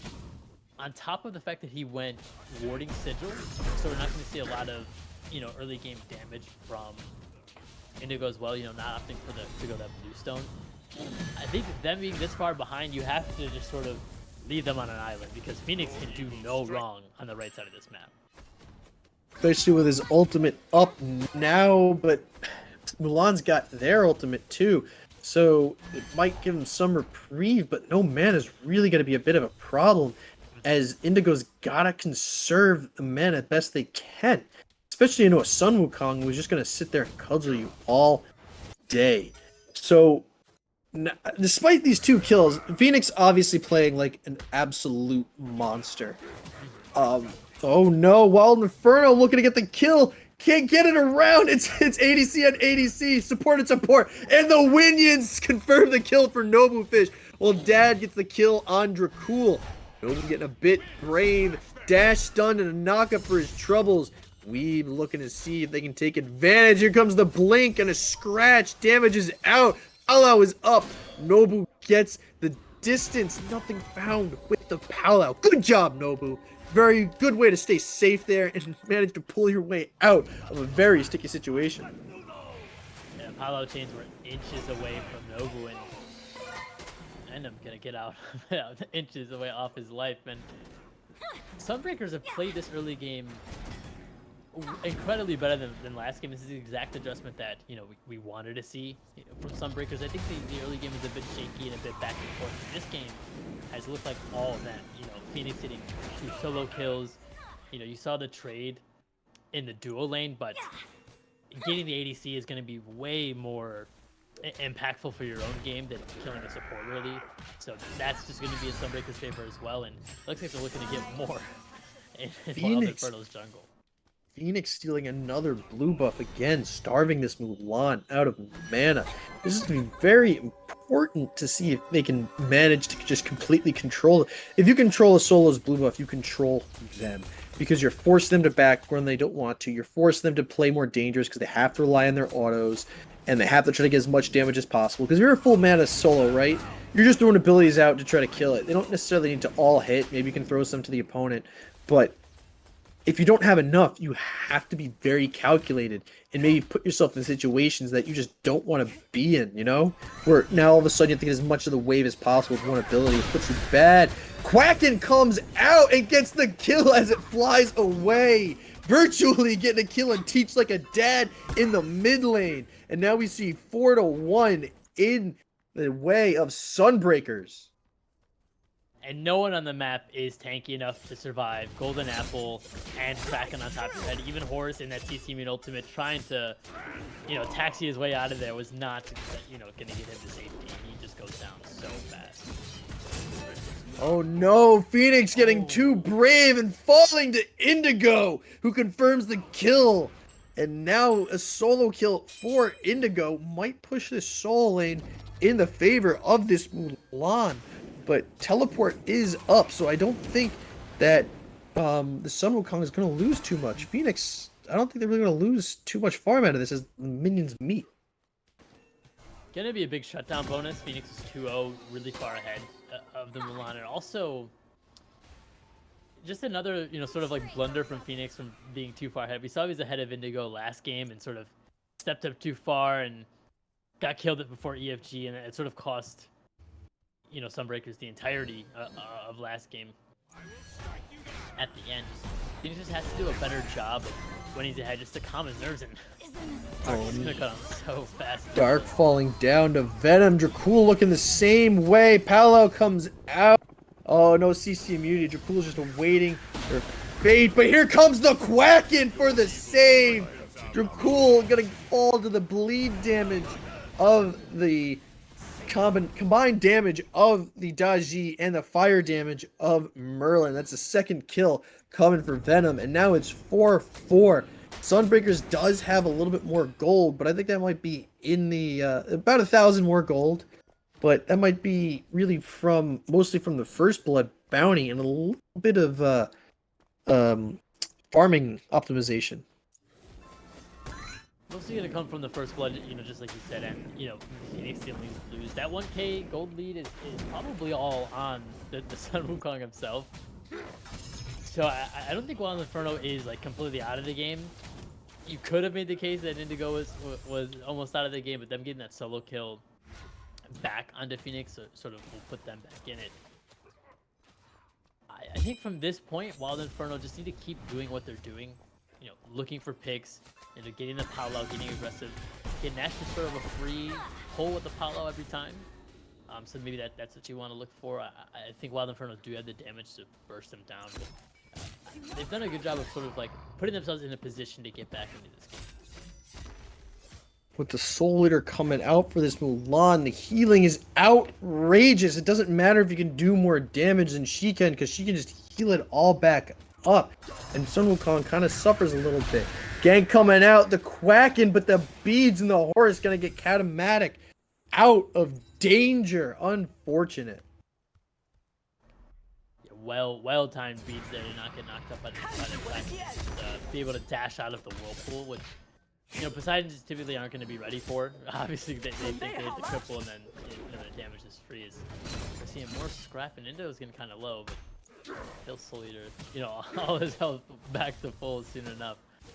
So it looks like things are just about evening up. You know, Sunbreakers still have that 1k gold lead. I'd like to see them press that somewhere. You know, maybe they look for this next Gold Fury spawning soon. You have Phoenix rotate over, or maybe you like just more like neutral farm. But I'd like to see them press their lead a little more and just make it a steeper lead than just 1k. I think the big issue for Sunbreakers is that the rotations were good in the beginning, but they never really translated into much immediately. If you can get those big rotations off and continue them, and then translate it into, say, a Pyromancer or a Gold Fury, right, in buff invades, I think that's the ticket that they really need. Virtually getting caught out. The claw, the slow, the beads doesn't get them out of danger. Indigo finds the kill on Virtually. Wild Inferno getting the beads and getting the kill on Virtually is going to be incredibly hard for Sunbreakers to play around. Dodgy already has Paolo up right now. As soon as Virtually spawns, anywhere he walks on the map, if he is within Paolo distance, he is going to get pulled by Fiji, and he's gonna die. There's really no living for him. So he's gonna play this next, you know, minute and 40 seconds incredibly careful. One thing I'm seeing on the solo side is a lot of red wards. Indigo was ready for Virtually to be ganking, and I don't see many wards in the way of Sunbreakers. I think that might be a big decider if Phoenix wants to keep this lead that he's fought for, or if he might end up giving it away. I think Sunbreakers really needs to get a battle plan, because there's been a bit of aimless wandering, a little bit of ganking, using abilities when time kind of presents itself, which is always a good strategy, but you want to make the opportunity. You don't want to wait for it. So I think the big thing for Sunbreakers right now is to have a definitive plan. What are we going to do? How are we going to execute it? Because their big plan originally was just 4-man death ball, which worked, and they had the rotations, but Wild Inferno might start to get smart to that. So now you need to make a plan of, all right, we want to find a pick and then start this Gold Fury. You know, let's go to duo and pick them off. And we see a little bit of that going to the Stygian Beacon as Sunbreakers is committing more than Wild Inferno. I think this is one of the first few times that I've actually seen a Stygian Beacon really go uncontested while having 3 players right next to it. Wild Inferno just let that go. Yeah, the adjustment we're looking for on Wild Inferno just wasn't there. I mean, they were in the area to, you know, deny the Stygian Beacon or even take a fight, and they do know that, you know, Virtually still has his beats down, so I'm interested in why they didn't show up. Dodgy sort of in the right side of the map, maybe just confirming her buff so that Phoenix doesn't go over there and take them, but it looks like Indigo is completely caught up to the lead Phoenix built for them in the early game. And then some. The healing coming out of the Mulan is always an issue. I want to start seeing some anti-heal coming out from someone, whether it's in the form of a Contagion, a Pestilence, a Beatstick, or a Divine Ruin, because you have to honor that Mulan. You have to acknowledge her healing is a problem, because not only does she have this spear healing, but she has the Soul Eater too, and with the 3 slashes on her sword, she's going to heal up like crazy, and you won't even know it. Indigo trying to steal this blue, or trying to defend his blue, and does so for the first time. Phoenix can't find any confirmation now, and we really see Indigo swing this whole fight back for themselves. Yeah, I mean, the lead is gone on Phoenix at this point. You have to obviously be upset about that if you're Phoenix. You know, you got a good 2 first kills. I think, you know, the third death on him is hold that thought, because there's a lot of action in the dual lane. Weeby comes out, but beads are used on both teammates. Getting a little too close. Here comes the Quack and doesn't do enough. Virtually walked a little too far forward. Just a bit too aggressive. Dropship comes in, pinned in by the Dharmic Pillars. Merlin's looking to try to find his way out. Here comes the apple, but it finds the support. Not much damage going away to Wild Inferno from Sunbreakers. That was unfortunate. Virtually smelling the blood in the water. The Quacken not doing enough damage is always unfortunate. Dash in. Dad gets the dash, gets the stun, but not enough follow-up as his team looks to just get the shield buff, which it can't confirm. Sunbreaker's going to steal it. But Forge Strong on top of this Gold Fury trying to cause a little havoc for Sunbreakers. And I want to see Wild Inferno possibly look at this Gold Fury, but I don't think they're going to. Gold Fury would be a good call here. I think if they were going to do it, they would have had to do it, you know, when there's just still a member down on Sunbreakers. I think they'd all get there by the time that, you know, Wild Inferno got it about half HP. So I like them just getting vision on it, you know, setting themselves to, you know, get it again in the future. So now that we're looking at these teams, it's 4-6 at 15 minutes in. Again, a bit of a low kill game, but not due to lack of action, as we've seen both teams really drop everything they could and kind of squeak away. Very good at saving their own lives. What do you want to see coming out from both teams? It feels like Wild Inferno's got a bit of a steady hand on it, despite being a couple gold down. Not really hurting too bad in the gold difference. But what do you want to see out of these teams? I want to see Fiji get a little more aggressive with the powwows. You know, we saw it was smart of them to get the beads and the kill on the virtuality in the solo lane, but then we saw an entire 160 seconds where there was no more aggression on it. We saw the next powwow was actually beads out by the Poseidon, you know, in that dual lane. Quacken comes out, doesn't manage to find the kill, but Phoenix just cures it. Sunbreakers get the Pyromancer, really turn this around. Phoenix really getting aggressive, hopping in, slamming down off the cloud, but Ox's away. Dracull really getting aggressive, trying to push forward, and now both teams are going to disengage as Sunbreakers turn that Gold Fury to a Pyromancer to a positive, picking up the bomb, right? Yep, there we go. I see in Dracull's pocket. I am happy. Gotta make sure that these teams pick up the bomb. That is something I forget to do in my games. It looks like these guys are going on Phoenix and the solo. Phoenix finally getting his protections up and not worried too much about the damage. We see he's got his lead back. Good on you, Phoenix. Really making sure you don't let Indigo catching up dissuade you. Or looking at this tier 1, not much protection is added by it, because you have two other teammates coming and virtually just sliding in, throwing those waves out. Tower's gonna fall. Wild Inferno gonna have to heed the damage of Sunbreakers. And now I want to see them look towards this Gold Fury, as we see NoboFish has really got a huge lead, a 2-level lead here. Virtually finds a kill, but Venom finds a return kill on Virtually. Weeb falls down to his jungle counterpart. Arrow out. Phoenix stunned, but doesn't matter. The protections are out and they're strong, giving Phoenix a chance to get away with the Hux and dodges the Mulan arrow. Opting for the heals, stand in the clouds and the safety, hops a wall and finds his own sanctuary. We've seen this from Sunbreakers before in the previous game. I'd like to see them adapt. They win a skirmish, you know, kill or not, you know, they win the skirmish, they get down in positioning, and then they linger for a little too long, and more members of Wild Inferno just show up and sort of clean up a couple kills and sort of shorten the lead. And we're seeing Indigo get really low from that Discordia apple. I will say, overstaying your welcome has definitely seemed like a theme for this entire set, not just for Sunbreakers, because we've seen Wild Inferno stay too long, just like we saw them there. Indigo got really poked out. Luckily, the teleport's going to allow him to get back in. Wild Inferno not letting the Stygian Beacon go on the fight like the last one. Discordia Chaos Ball gets bounced off a wall and not able to go into Wild Inferno.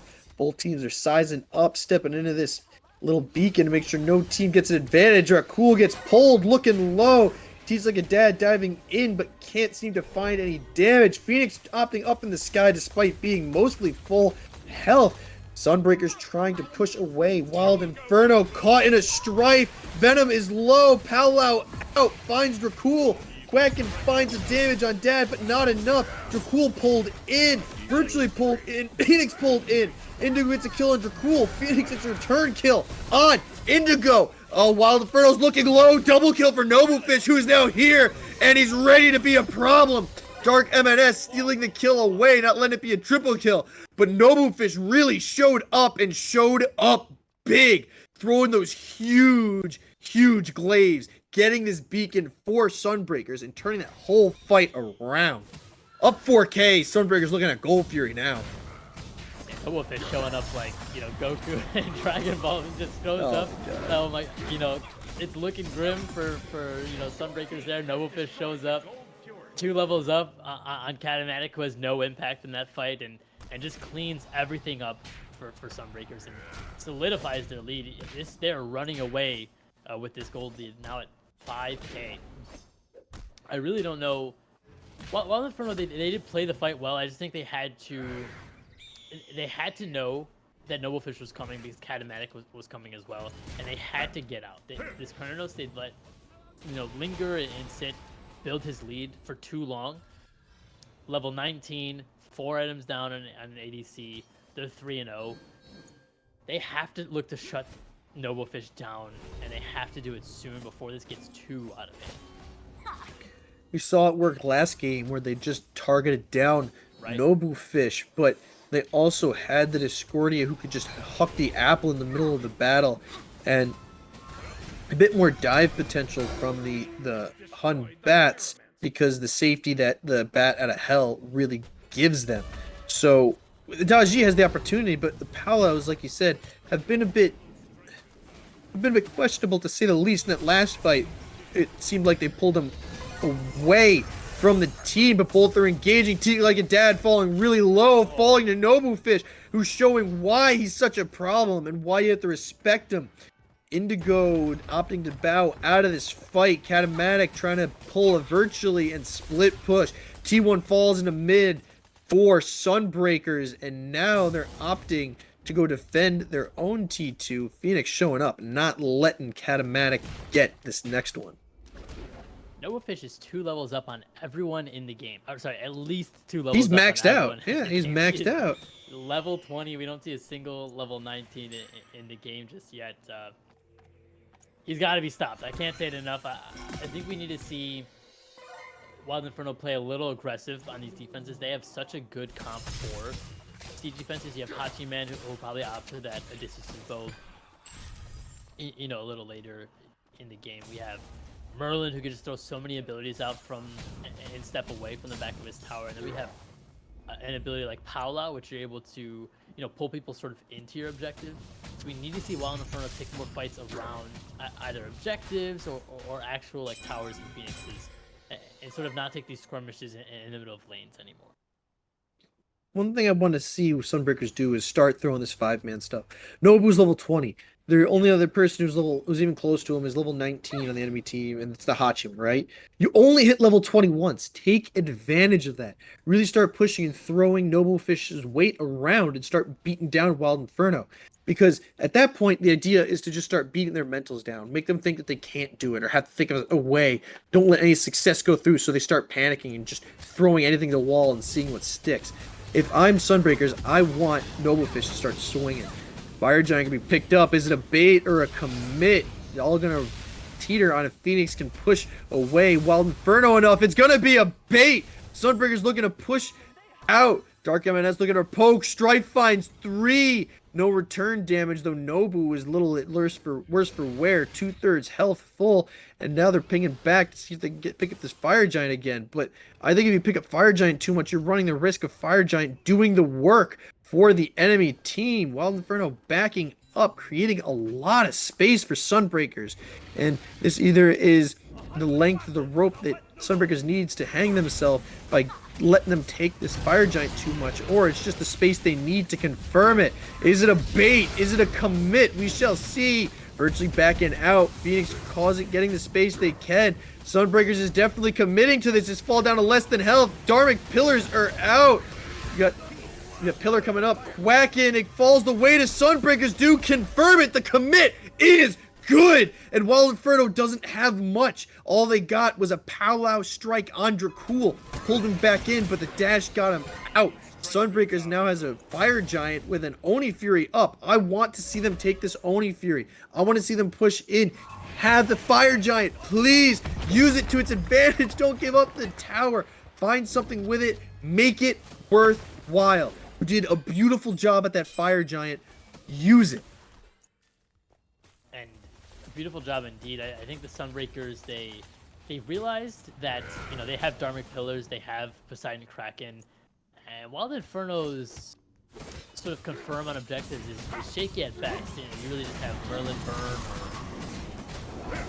Burn, and that's about it, because you really don't have much to really contest these objectives with like a single large ability to deal damage. So just committing to it in front of them, you know, letting the Sunbreakers know if they step up, we can kill you, and if you decide to linger, we'll just out-confirm you. Really, really smart play from the Sunbreakers to confirm that. Sunbreakers opting to go for dual lane, trying to push it down. And again, NoboFish is level 20 and no one else on the enemy team is 20 yet. He's got his own teammates. You only hit level 20 twice. Use it. You got the level 20s. You got the fire giant. And you got 4 strong and you don't see anyone contesting you. And again, we see Wild Inferno kind of taking an objective that I don't think they need to be taking. But if Sunbreakers had wards, they would have seen it. Sunbreakers could have completely gotten that Phoenix.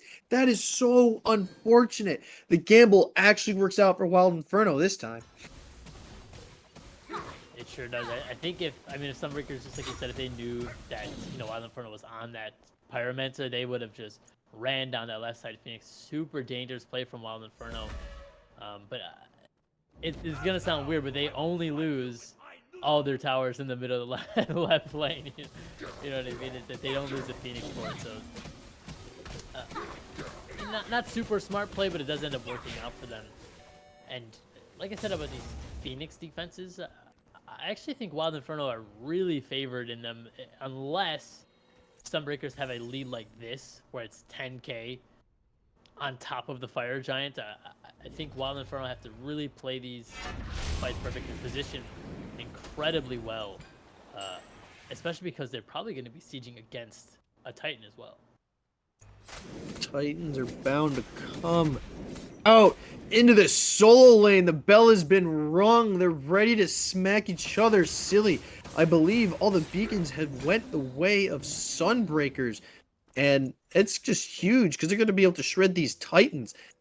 Wild Inferno's going to want to get to the fight a bit early and just throw the poke damage that they can and hope that Sunbreakers gets to the fight a bit late, because it's the only opportunity you have to really win this Titan bout. Sunbreakers has all the buffs, they got all the beacons, and they're going to be the ones to get here first and support, especially NoboFish with these big basics. That Titan's health is good. Look at it. Look, it's melting. Yeah. Oh, yeah. Like hot butter like butter in a hot frying pan. That thing's going down. Sunbreakers managed to just delete it. Wild Inferno opting to be a bit defensive. I don't know how much longer is in this fire giant buff, but if they manage to hold on to it with a nearly full health Titan, this is not going to be pretty for Wild Inferno. Wild Inferno have a uphill battle, to say the least, against 5 members of Sunbreakers with Fire Giant and Sunbreakers Titan coming in, marching into this right Phoenix. We're going to have to see some big damage, especially from the Merlin. Smart enough to poke out the Titan. It looks like big stripes, and it looks like the Wild Inferno Frenzy, and they might go in here. Big autos coming out from Nobu, leaving the Phoenix a little worse for wear.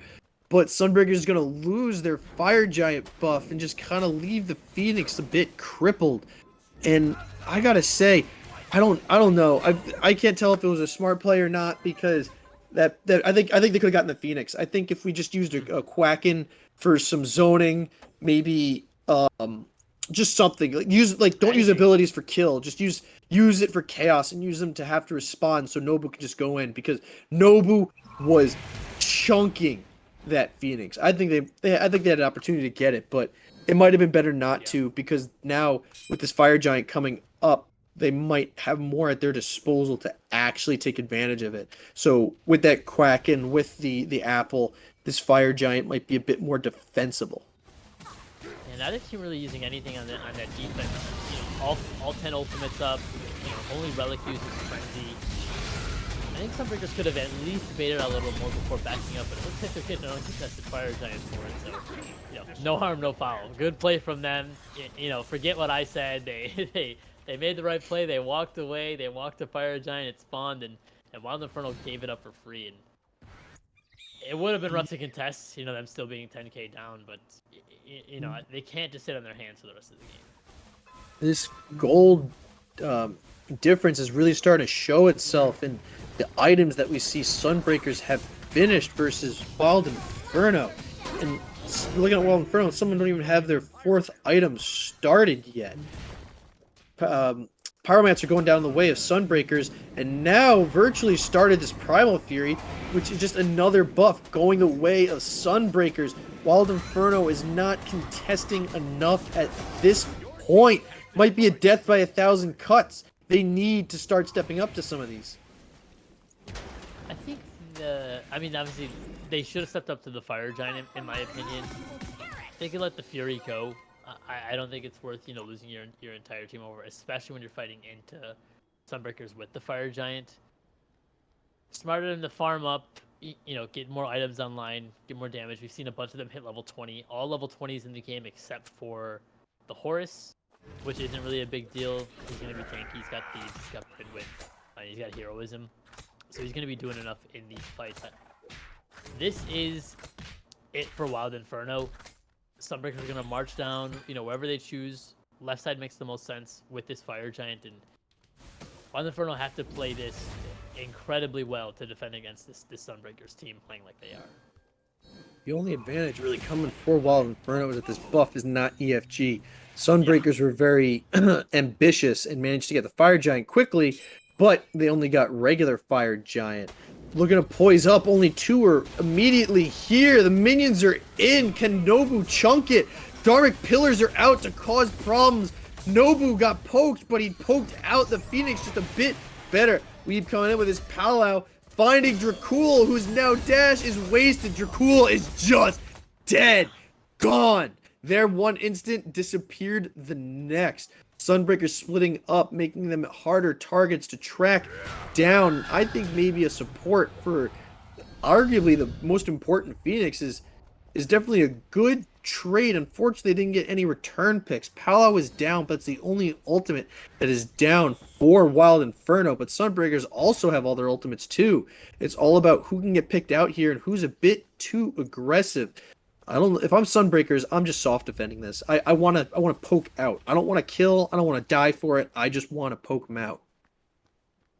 Agreed. You want to see if, you know, you can get a kill, maybe, or like the last time maybe try Kraken or something like that. But you don't want anyone else on your team to lose the Fire Giant or lose any more relics.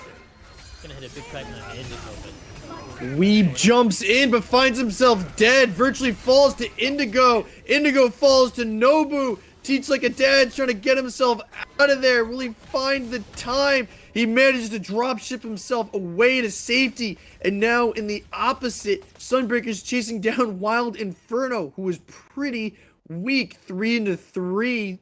Dracull just getting up now, walking his way into mid, so it's more 3-4. This mid Phoenix is looking like a tasty snack to Sunbreakers right about now. And if I'm Sunbreakers, I'm taking it. such an interesting call from Wild Inferno to go in there. I think Indigo did, you know, tank the whole Kraken and was still pretty healthy. But then Fiji just sort of like leaping in on his own, you know, with no help. I don't think he had the Palau active at that point because he did use to kill Dracull. Well, he's dead with it, so... Yeah. So, yeah, so it must have spawned, you know, when he died. Or so such an interesting call to go in there. Sort of just gave his own life up, and then Sunbreakers are going to say, okay, they kill him, they get the Phoenix, they put themselves in a really strong position to get this next Fire Giant, which will be enhanced. And if they do, game's looking real bad for Wild Inferno. Sunbreakers, I want to see war. It's the name of the game. I see 1, 2. There's some in pocket. Let's put them down. Get the information you need, because this is how you're going to win the game. You want to know where they are, because you did very well with the commit and the bait earlier. With EFG on the line, you can't really risk that much. Pyromancer falling the way to Sunbreakers, a bomb in the pocket of each team. And now, with such a low kill game, only 13-11 in a 30-minute game, we've seen more in less time. So I think Sunbreakers have a chance to win it, but Virtually is getting a bit too cheeky. Luckily, you're going to think better of it. And now we see Wild Inferno is going to pose up for this Fire Giant possibly, but we got Indigo all the way in the opposite lane, gonna be forced to probably teleport in. That's not a good use of a relic. 3 looking to defend, Phoenix looking to get in a position to stall them out and push them away. Very favorite game of Sunbreakers, bait or commit. Wild Inferno have to guess appropriately. Phoenix trying to push out everyone he can. Fire Giants at half health, but we got 2 coming around, get caught by the strike and the pillars, and they're blown up. Phoenix gets the kill on Indigo. Noble gets a kill on Weeb. That flank just did not turn out well. Wild Inferno is in a bad spot with both their soul laner and jungle falling. EFG is now going to be picked up by a very healthy Sunbreakers. This Phoenix is now looking like a big target. What a strife from Dark, man. Just oh, that was such a beautiful one, wasn't it? Yeah, just standing right on top of each other. Dark ready for them to flank like that. Just a really diligent play from them, and it's really gonna cost Wild Inferno the game. I don't know what more they can do, you know, against the Sunbreakers, all 5 strong with EFG, and it looks like they're gonna get this left Phoenix. Minions might even get all 3 Phoenixes are down. Fire minions pouring in. EFG in the pocket. Not much you can do. Darmic pillars, and oh my god, that damage! It falls. Sunbreakers win game 2.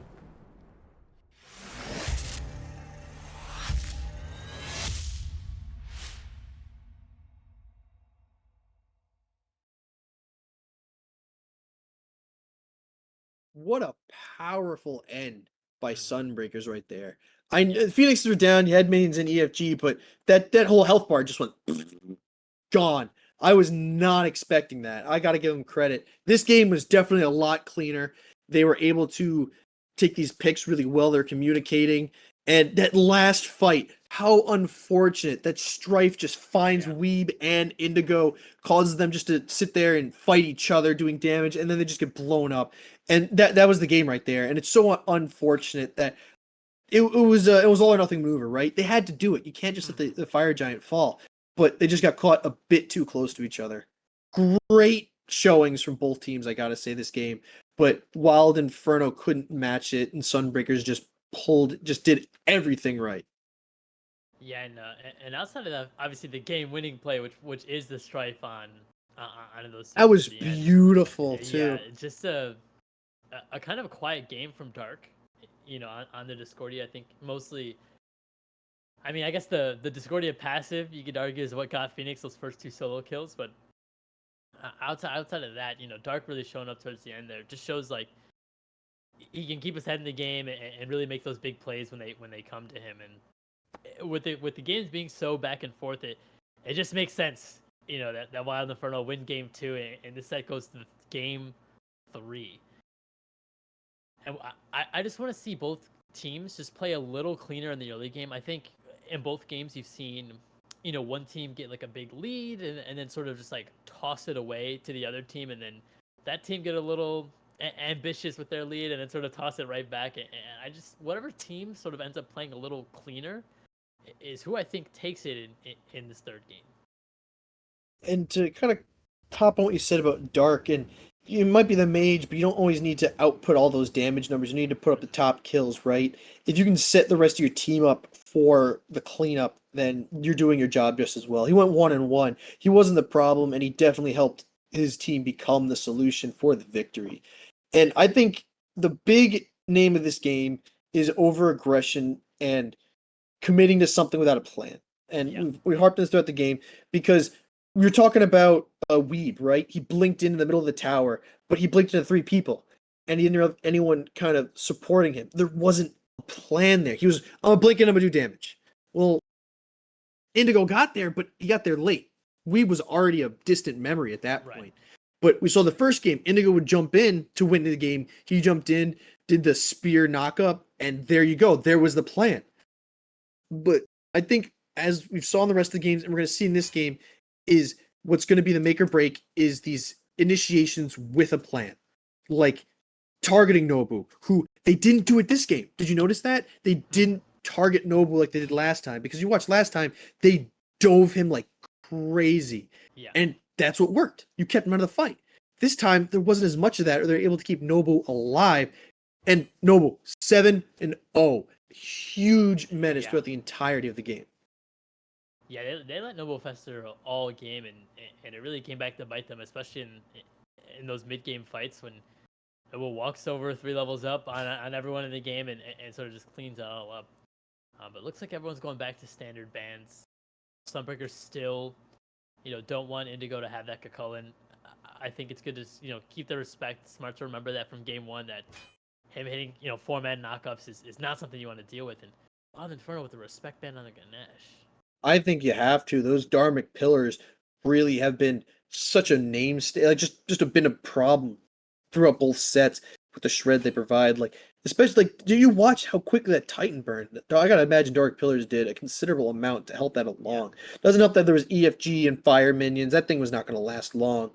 But the Dharmic pillars were definitely ripping apart all the objectives. So if you're not gonna take it, you gotta ban it. But Ravana's open. Yeah. Wild Inferno picking up Ravana. Phoenix gonna have a hard time against Indigo this time, as we see Ravana's being chosen, and with this new bruiser meta, Ravana is just always a problem because that shield. You always gotta get to that shield that he's constantly has up. And Phoenix once again gonna lock in the Sun Wukong. We talked about it early. We started to sit there hopping on him how much we like the character, the god, the stories, and we've got a chance to see his journey to the West right now. And it's going to be see if this journey's going to come into a victory. Discordia popping up again, showing Dark is not afraid to pick up a more utility role in this as long as he can help his team pull out a win.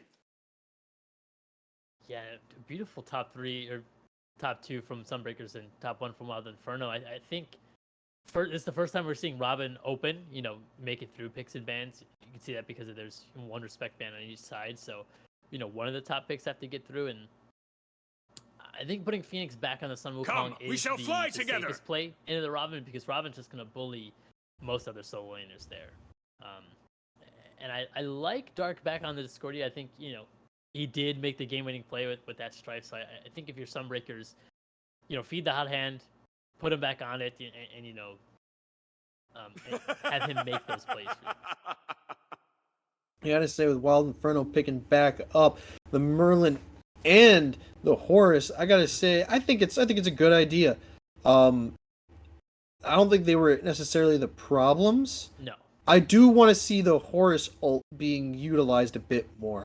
I felt like it wasn't utilized to its best capacity, especially now that I'm thinking about it, right? They're sitting there and they're pulling the bait or commit, right, on the Fire Giant. Just airdrop your whole team in the center of them. Give the problems. And if they're going to pick Horus again, you need to use that ultimate. It is such an impactful ultimate. And I think that's going to make or break it for Wild Inferno. One of the things that helps make it break it for it. NoboFish picking up the Carnunos, and I got to say, you had to have seen this coming a mile away, right? Mm-hmm. Yeah, it definitely, NoboFish, just having an insane game last game. I do think, with Hachi and Rama being open, those are guys that maybe you could have seen, but I think you just want to feed the hot hand. NoboFish is comfortable. He's going to get these leads and take those 1v1s in the duo lane. And if Wild Inferno sit around and let NoboFish build this big lead, it's going to have the same outcome as last game. Respect ban on the Poseidon. You love to see it. Those Quackens were large and in charge late game. Gonna finish it out with an Athena ban. But lastly, we have a Camazotz ban. Another respect ban. And I gotta say, I don't blame him. The Bat Out of Hell really allowed Wild Inferno to harass NoboFish. And if you can kind of keep your carry safe and stop them from just getting free damage, you have a really good chance of winning this game, especially after what we saw last game. Emoji coming out, going to be the support for Sunbreakers. I love the pick. There's a lot of healing on Sunbreakers right now between Sun Wukong and the Soul Eater, Carnunos with his glaives, the Spring Stance, and Umoja. Wild Inferno's really going to need some anti-heal coming in here. Anti-heal will definitely help against the Sunbreakers. I also like that typically in best of 3 sets, you see a lot of people forget game 1 when you get to game 3, but both teams really being again, disciplined picks and bans and just making sure that they remember, oh right, in game 1 Camazotz was a problem for us, or oh in game Ganesha has been a problem both games for us. So really, just smart picks from both teams. Opting up to pick the Izanami, solid pick. We saw Katamatic go berserk on Izanami. A couple triple kills coming out to clean up Sunbreakers. I gotta say, I think it's what we want to do. The Hachiman looked like it wasn't the most comfortable that Katamatic felt on it, but this Izanami is definitely a nice pick. Finishing out with a Hebo, and I am terrified for Wild Inferno. Virtually is going to be causing a lot of problems. I mean, virtually already has been causing a lot of problems for Wild Inferno in these past 2 games. Even the game where they lost, he still was, insane, being incredibly aggressive, hitting these ultimates on people. And if you're doing that on Hebo, it's gonna look real bad for Wild Inferno, when they're dead, at level 5 from the water spout. Giant wall of water coming at you, Yeah. The wave just blowing you up, Definitely just dead. Yeah, you're there and you're gone. And that's one of the things that Hebo really allows for, is just the complete utter obliteration of a team, right? Especially with those narrow walls. If you think of it, River's Rebuke, and there's nowhere to go, wall here, wall of water coming right at your face, and there's nothing. You're just stuck. Your health is going to do a disappearing act. All right, everyone, game 3. Are you excited? I know we are. We'll meet you on the battlefield.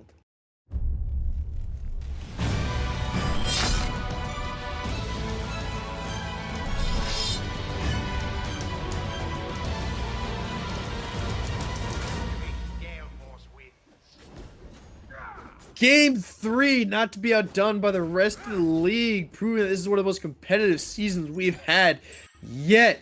Again, Divine Wild Inferno versus Sunbreakers. I'm Gearchief. With me, I have DivineApe. Let's get into the bloodshed. And with the way games 1 and game 2 went, there's going to be a lot more bloodshed to come. I'm really excited to see how this early game goes, because both games we've seen a lot of teams be aggressive and see some early deaths. We already see Horus hitting Dracull, but he's not going to take too much damage. He'll just back off into his tower. And if I'm Wild Inferno and Sunbreakers, I'm just worried about going down early. We've seen early solo kills from Phoenix. We've seen early deaths from, Wild Inferno in game 2, where they're hitting cracking golden apples. It's like there's so much burst in the game right now. Looks like Fiji's gonna burst in the mid lane. Manages to dodge the water cannon first. The second one hits, and all these autos in a water spout. Oh, he's really playing it close to the chest, skin of the teeth. But a bit smart, as now virtually is out of mana. And this is gonna be really interesting. Indigo showing off why Ravana needs to be banned. All the damage, the shields, and everything just allows him to keep fighting, and you just can do next to nothing into it. Phoenix really pulled an early first blood last time, and now he's being pushed back to his tower.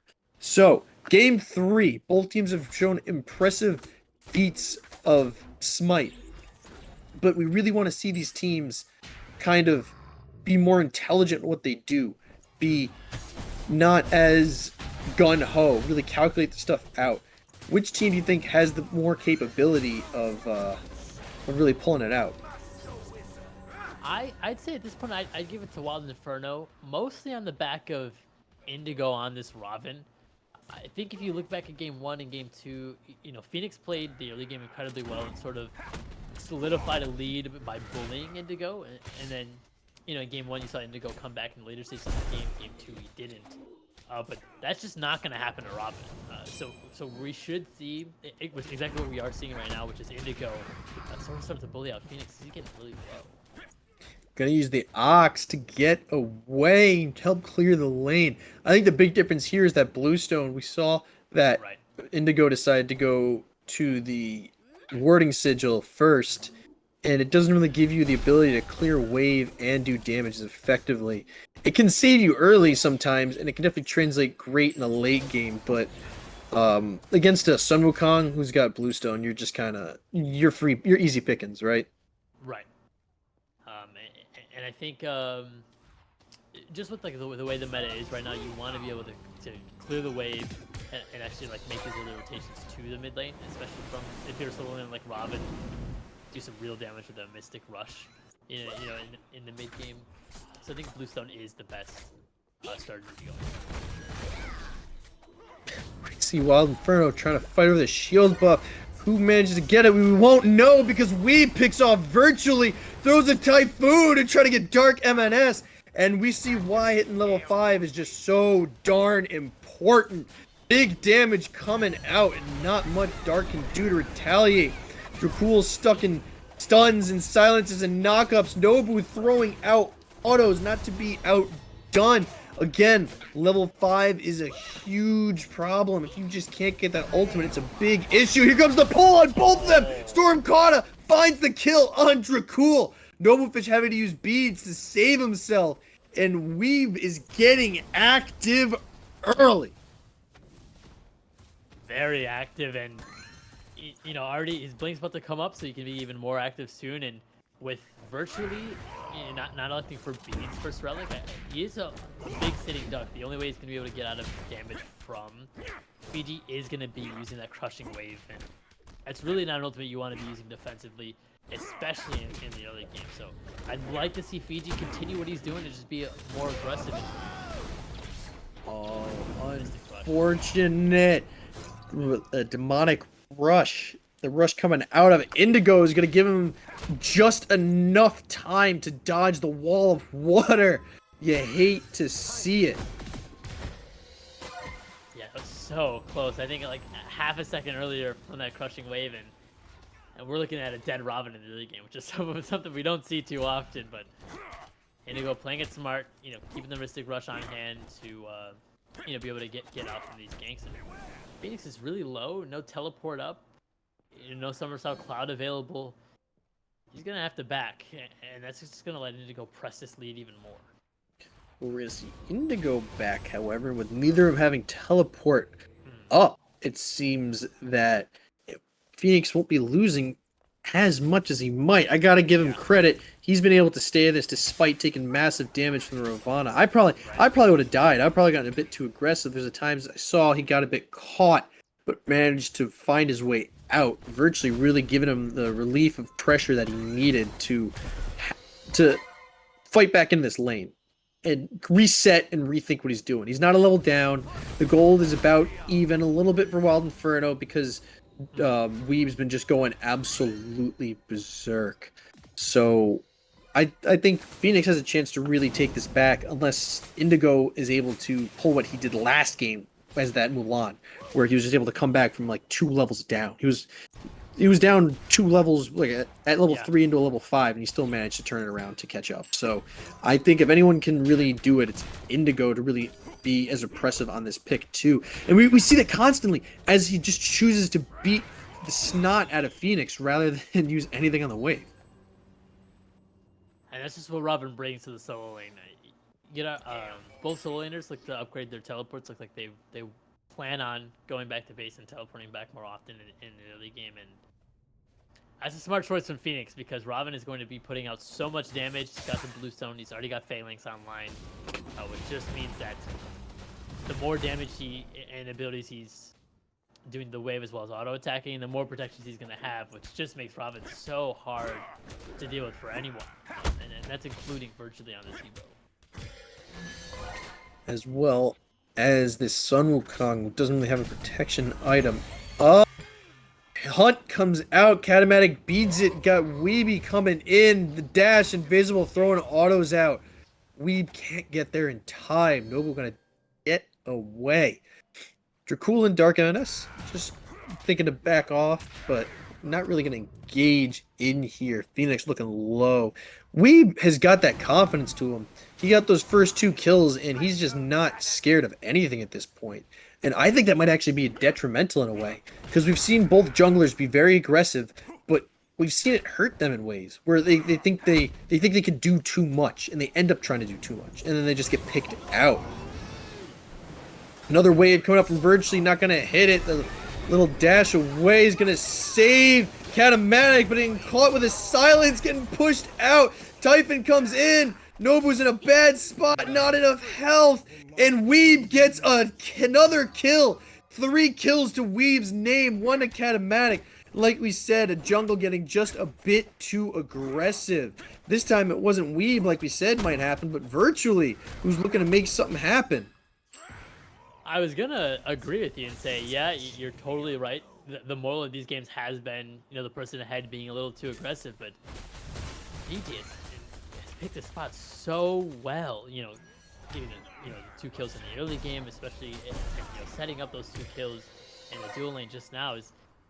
If they keep playing like this, Sunbreakers might not even have a chance in this game, as they're already down, a little over 2K. Weeb just needs to assert his dominance over the rest of this map, but while at the same time making sure that it gets the farm he needs, because it's always too easy to just commit to too many ganks, right? When I was jungling, I've always been guilty of this, where I'm like trying to help everybody. I'm trying to do these ganks, and it's going well until suddenly I realize that other junglers just been farming up, and I'm just getting caught. Indigo getting caught, loses the cooldown buff, Virtually looking to get anything out, but just an arm cannon to splash away, and doesn't really get much on top of Indigo. Spouts up, Indigo's taking another arm cannon, stuck on the rug, Mystic Rush used to get out, doesn't know that Virtually, he does have the ultimate up, not safe under this tower, Virtually is looking, here comes a way to the backflip kick, saves him! And now, Virtually is just stuck in the tower, taking too much. Amazing plays by Indigo. That was just perfection. And I don't know if Virtually remembered or that he had the backflip. I surely didn't. I was like, oh, Virtually's got this. The guy's dead. But the kick, I forgot about the kick, and he used it immaculately. Yeah, Indigo just played so patient, was waiting for Crushing Wave to come out to overhead kick it. And if I'm Indigo, I'm sitting there like, Weeb, where are you, man? He's gotta, because Weeb has showed up and cleaned up so many kills that if he was there, just cleaning up those 2 kills would have been cake for him. He's gonna clean up Dark in the mid lane again. Another kill finds on Darknms, and now I'm starting to think back to the plan that they had in game 1, where they just bum rushed Nobu, and seeing Weeb on the Susanoo, I think he's going to be able to do it. And I think it might not even just bum rush Nobu. I think it might just be control the entire team. Phoenix getting a bit too aggressive. Weeb there, somersaulting into the clouds to try to find the space. Beats out. Hunt comes in, but doesn't get her. Nobu is just firing wildly, but can't find the confirmation damage. Despite Cat being a level up, Nobu is really putting on the damage. TeachLikeADad and Dracull are showing face, not much damage to be swapped, but it's really going to translate into how well they can assist their carries in this dual lane. But looks like disengage is going to be it. And right now, if I'm Sunbreakers, I need a plan. I need something. We gotta figure out a way to come back and take this. The plan is simple. You have to shut down Weeb. This guy is 4-0. He's not up too much XP on virtually doing a really good job of keeping up in farm. But the presence Weeb can show in every lane, just him walking up is going to create pressure in whatever side of the map that he's on. So if you're Sunbreakers, you got to shut this guy down. He's already going to be a big bounty because he has those 4 kills and he's farmed so efficiently. That's got to be your plan. And a tough one at that. It is not an easy thing to do to shut Weeb down, especially with the way he's playing this game. First beacon is up, and the only people there to contest Sunbreakers were Weeb and Venom. But now the whole team of Wild Infernos, essentially, their River's Rebuke comes out to create space and crashes down. Doesn't really find anybody. Phoenix causing much, but he's stuck. Typhoon coming out. Doesn't hit Phoenix, but it hits Dark and Virtually. Indigo taking advantage. The Mystic Rush, the Root doesn't find Virtually, gets stunned out and killed by Phoenix. Gets Indigo, who got a bit too aggressive under the Sunbreakers tier 1 and results in the first kill of Sunbreakers. Still 4 strong under this beacon. NoboFish is here to cause some problems, throwing out the brambles. He's trying to get the stun from Dracull, but it looks like Wild Inferno is just going to be able to get this with little contest from Sunbreakers, but I think that was probably the right move. You finally got your first kill. You don't want to give him too much with only 3 people in at 4. And the Robin teleports down, so that kill will result in him losing a ton of farm in the solo lane, which is good. Especially if you're Phoenix. You know, he's been feeling the pressure from this Robin since minute 1. And, man, another beautiful fight from Weeb. He hits a 4-man Typhoon, you know, which really sets up Indigo for getting that kill on virtually there in the mid lane. Which also leads to, you know, them getting the Stygian Beacon. And Wild Inferno really just running away with this. Their lead isn't so detrimental that Sunbreakers are out of it, but you know, they're maintaining this 2k lead, and if they keep maintaining this lead, you know, once objectives start going into play like Pyromancer and Gold Fury, it's going to be a lot more scary for Sunbreakers as if this pace continues. Death by 1,000 cuts is what you're thinking of if they just can't seem to stop it. A lot of damage coming in from the root. 10 fist punch does a lot to virtually. Weeb's now coming, and they gotta be aware of this massive unit. But like I was saying, Weeb's been doing a lot of ganking. He's 4-0, but virtually's pretty much caught up in level. Weeb was just level 13. Virtually has been 13 for a bit. So you're not really seeing it translate too poorly in the side of the jungle for Sunbreakers. But like we talked about, you said the plan was to kill Weeb. The big issue with doing that, though, is he's a jungler, right? You don't really know where he's going to be. You can kind of guess, and you can kind of target in the middle of team fights, but you don't really know where he's going to be. River's Rebuke comes out to push anyone off of the Pyromancer. Weeb getting caught, virtually getting caught. Typhoon comes in, virtually gets blown up by Indigo. Weeb finds an apple on him, but it does not confirm the kill. Darknms forced to back. Phoenix pushing off Wild Inferno, give his teammates some space, and unfortunately virtually got blown up. Hebo is a glass cannon, emphasis on glass, and if you can't get the cannon part off just right, then you just shatter. And unfortunately, virtually just could not find the damage that he so wanted to. I don't think we've seen virtually blink all game.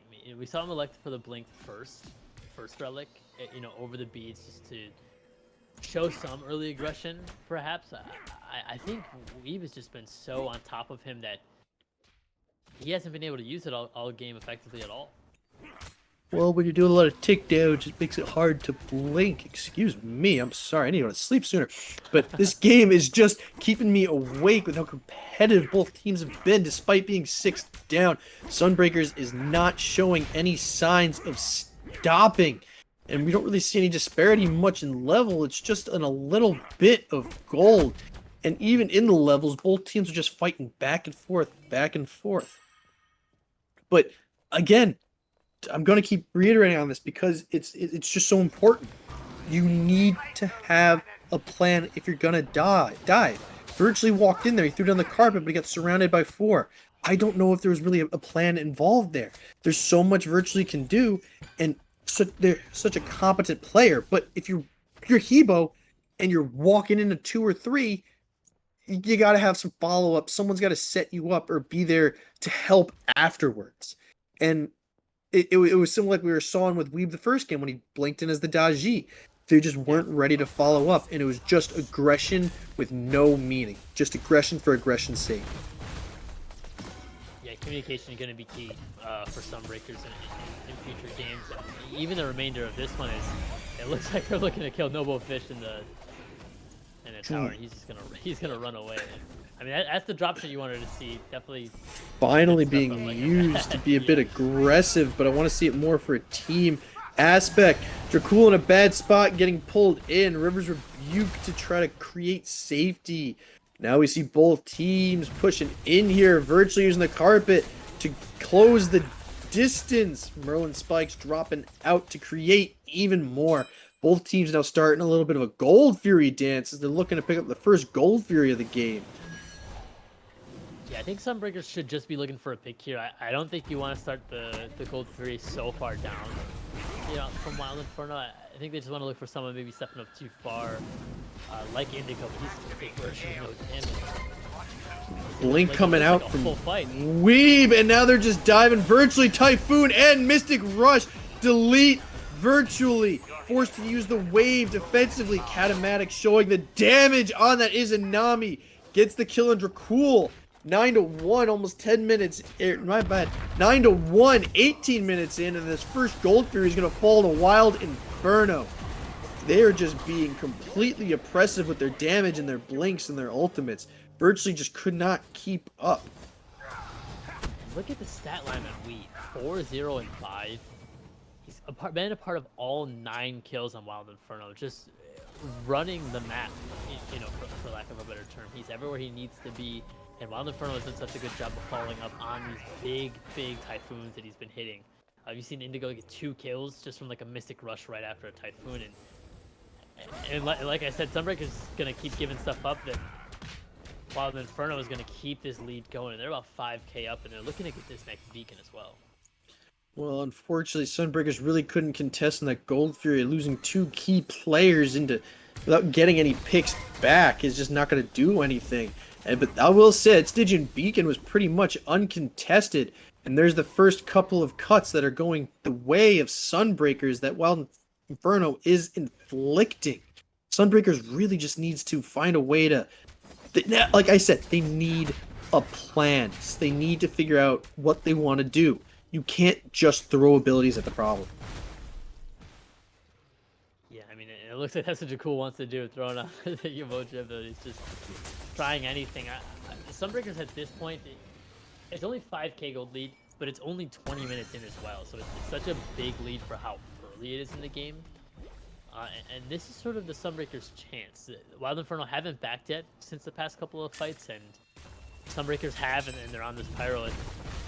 They need to find out someone out of position and get at least a pick. They need to show Wild Inferno that they can bleed before Wild Inferno run over them. And this pyro dance is looking like their chance to do it.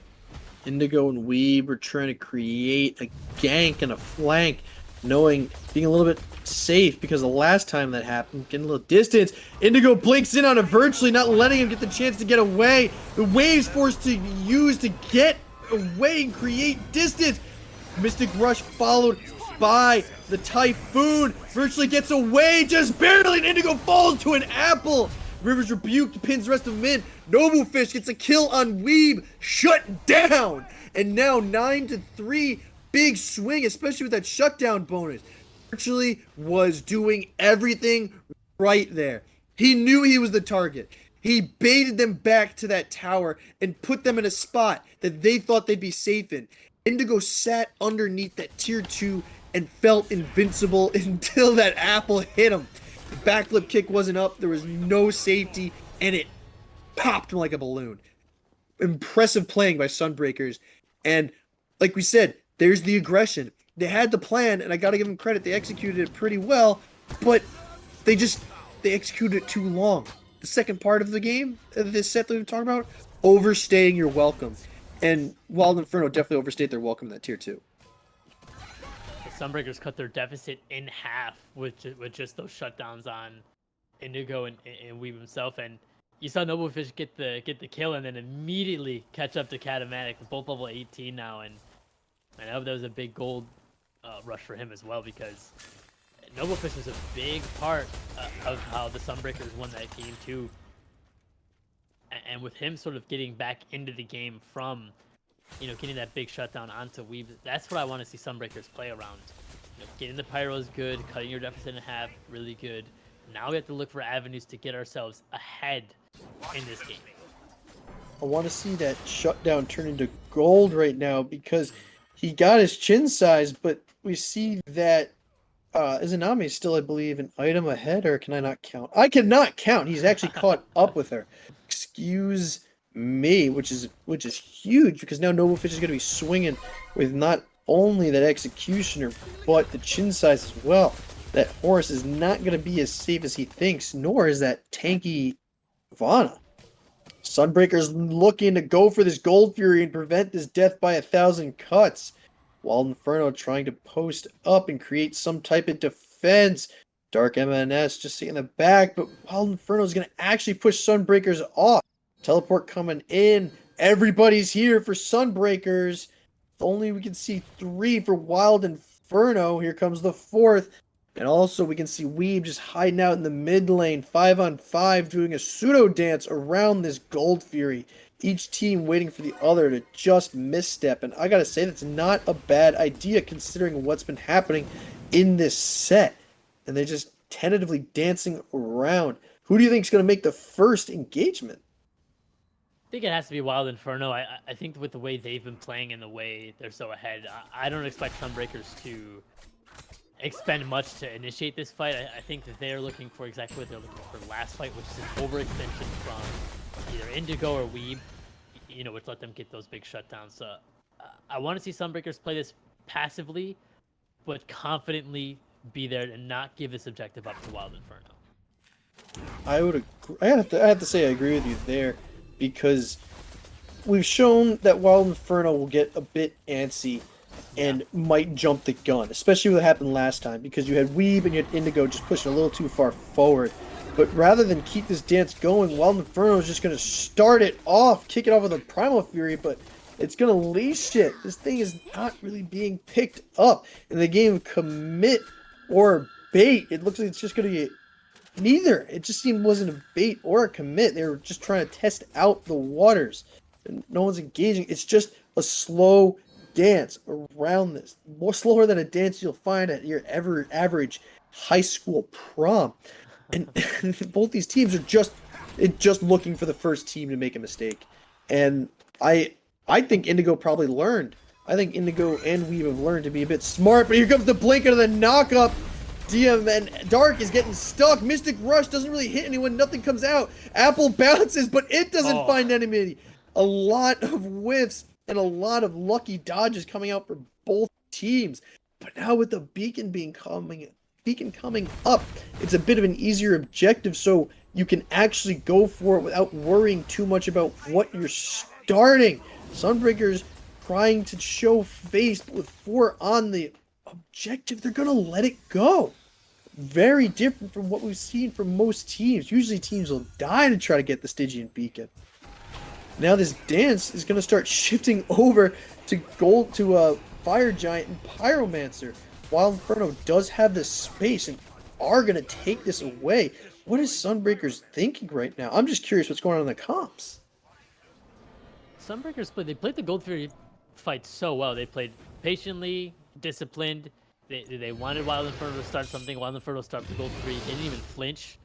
You know, they knew they were just trying to bait, and then Wild Inferno walked with Stygian and they give it up, and they walked with Pyro and they sort of just give it up, and looking to try to sneak a Fire Giant. It looks like Nobo was just playing around, I guess. Note that Nobo was the first person to hit level 20. He did hit right before Katamatic did, so, you know, like we were talking about, that shutdown on Fiji just, you know, made this, put them back in the game. And I don't know if Indigo knows that they're doing the fire. Yeah, okay, he definitely knows. He definitely knows. But it's half HP. I don't know. Bait or commit. Sunbreaker's looking to commit. Mystic Rush was down. Last they knew, River's Rebuke is out. Fiji's stuck in the fight. Falls to Dracull. Sunbreakers get the Fire Giant, but Dracull falls to Indigo, who is now causing problems for Virtue like he has been all game long. Dracull's dead, and so is we, but Sunbreakers do have the Fire Giant on their belt, and I think that's probably a better trade in my eyes. But instead, Wild Inferno's not going to take it too much of a loss. They're going to translate it into a Gold Fury. Yeah, Wild Inferno caught with their pants down. I mean, they saw Sunbreakers give up the Stygian. They saw Sunbreakers give up the Pyromancer, so they were like, well, we can just back and we'll come back and we'll take another objective. But Sunbreakers, they got proactive. They got on the Fire Giant, which is what we want to see from them. And now for the next couple of minutes while this Fire Giant's active, this 4K gold lead from Wild Inferno doesn't mean much when all of the Sunbreakers have this Fire Giant buff. So I think it's about even for the duration of this Fire Giant buff. You only hit level 20 once, and most of these players are starting to hit level 20 with only a few kind of caught behind. The biggest discrepancy, I would say, is Darkms behind this Merlin.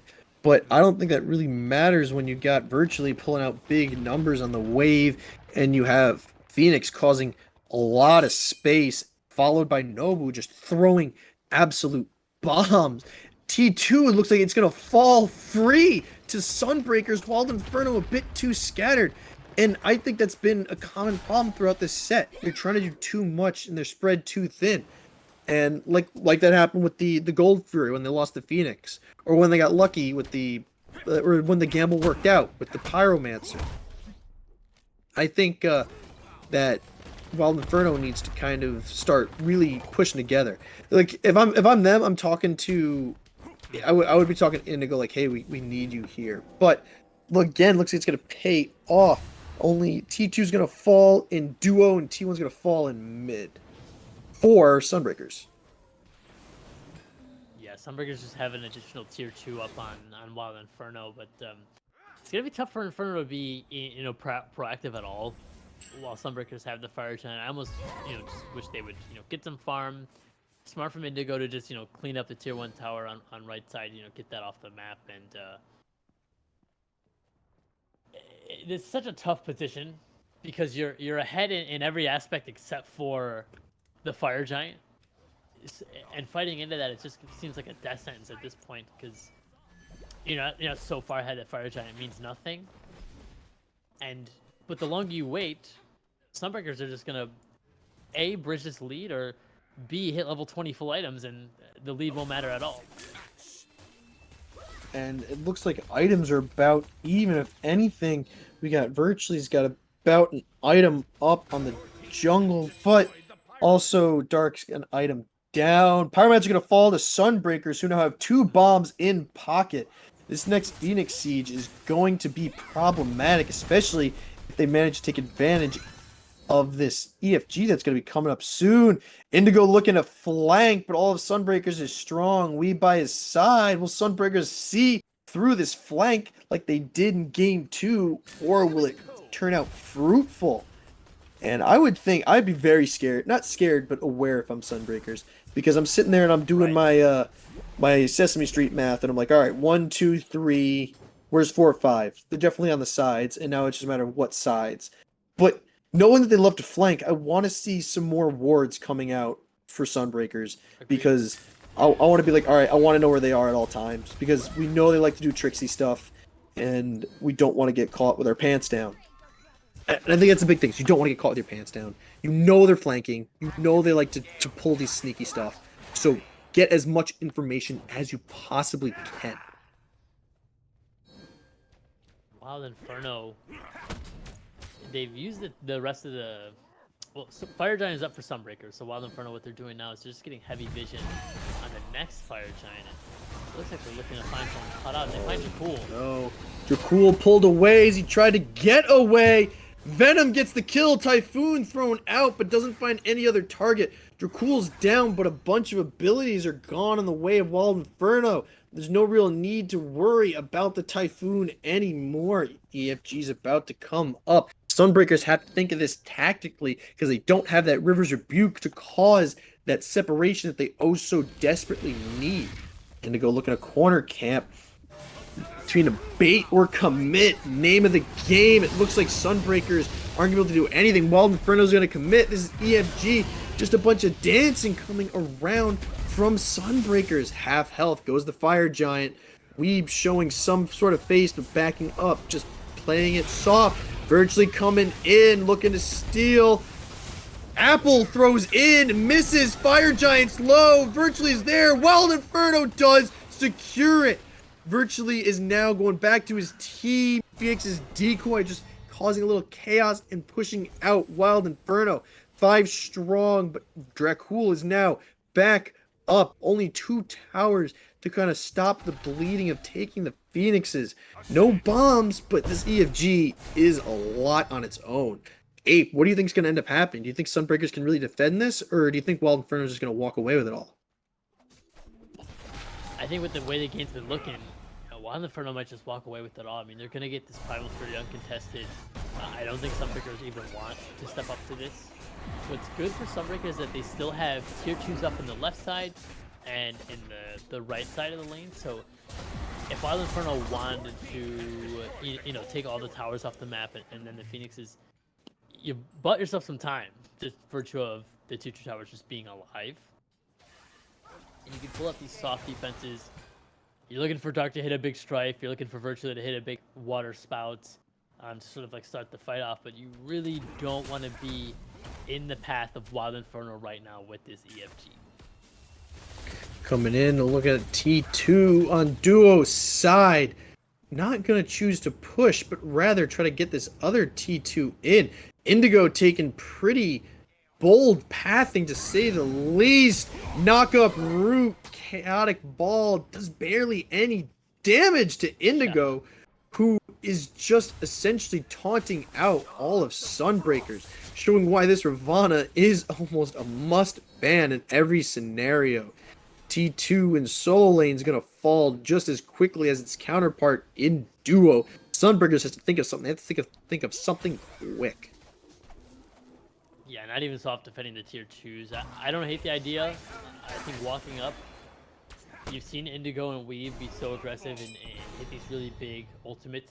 Big typhoons out of Susano and big miscounts out of Indigo to get easy kills. So you don't want to step up too far into the tier 2s and then get caught with your pants caught down and then your Titan gets killed for it. You know what I mean? So smart to not defend.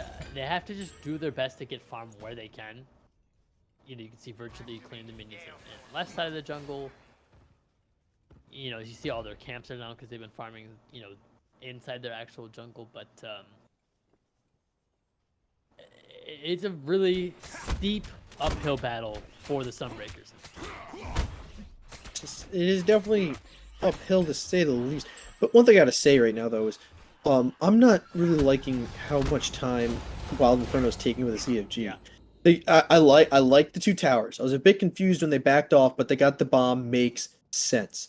But I think you're just you're burning too much of your own time right now. Yeah. I think that the clock is on the favor of Sunbreakers, because the less time you have with that EFG, the better they're gonna do.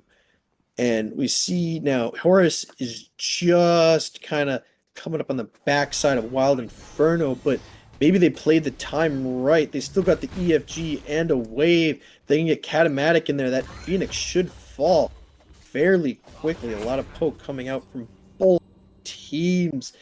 Here is where the dropship should come in handy. Hide behind a wall and dump your entire team behind someone, or put in Weave where they don't expect them, or Indigo, because we've seen the chaos they commit. Indigo looking forward, taking big hits from the Phoenix, showing he's not scared, giving Katamatic the space, and no contest from Sunbreakers. That thing fell so quickly, but it's probably because the bomb was used.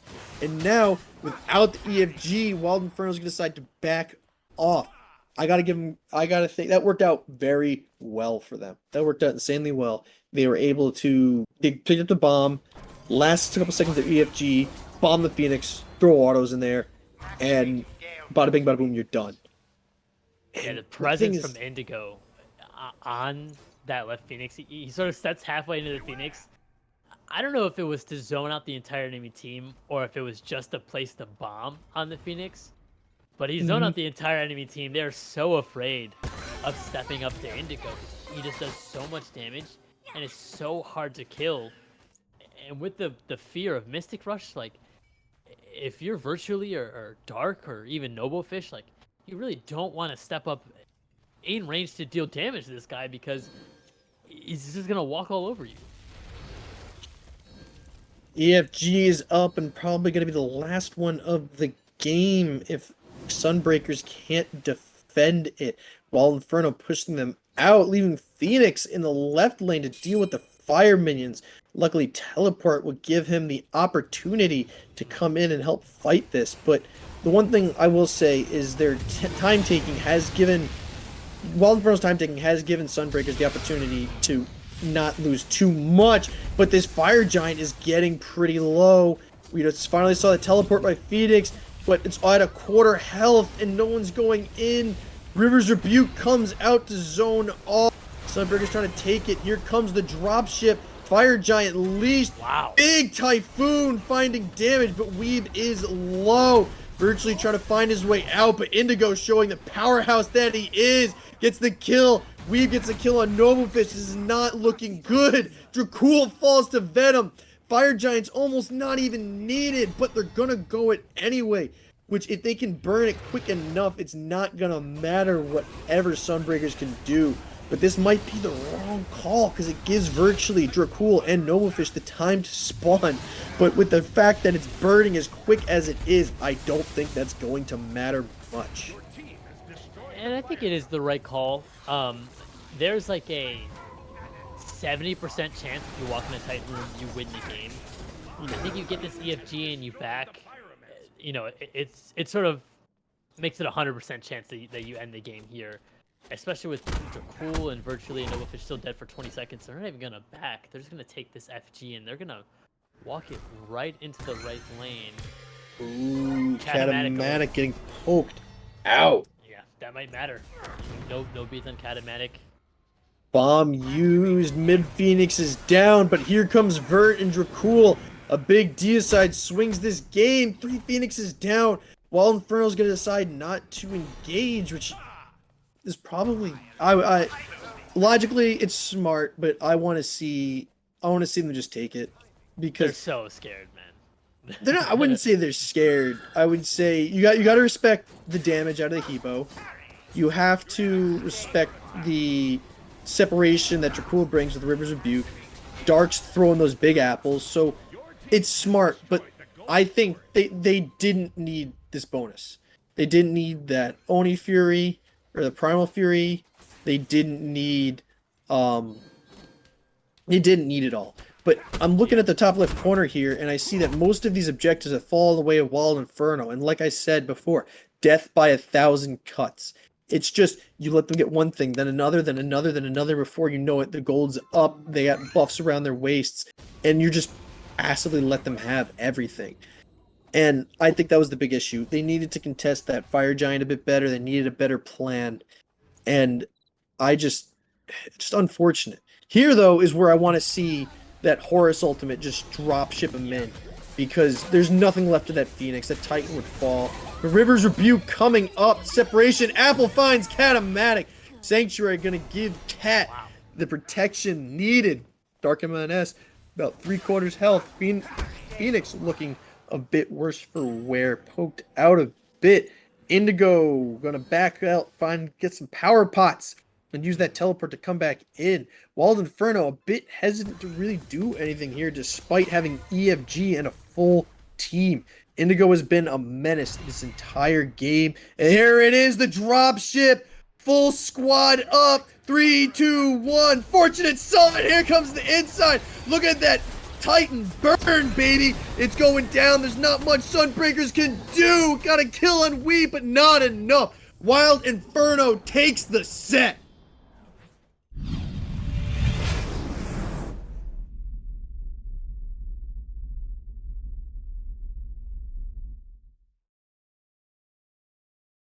Finally, that Horus used that ability to the best of it. Not to knock on him too much. We were giving him credit earlier, but I feel like that would have done it so much sooner. I was so happy to finally see it done.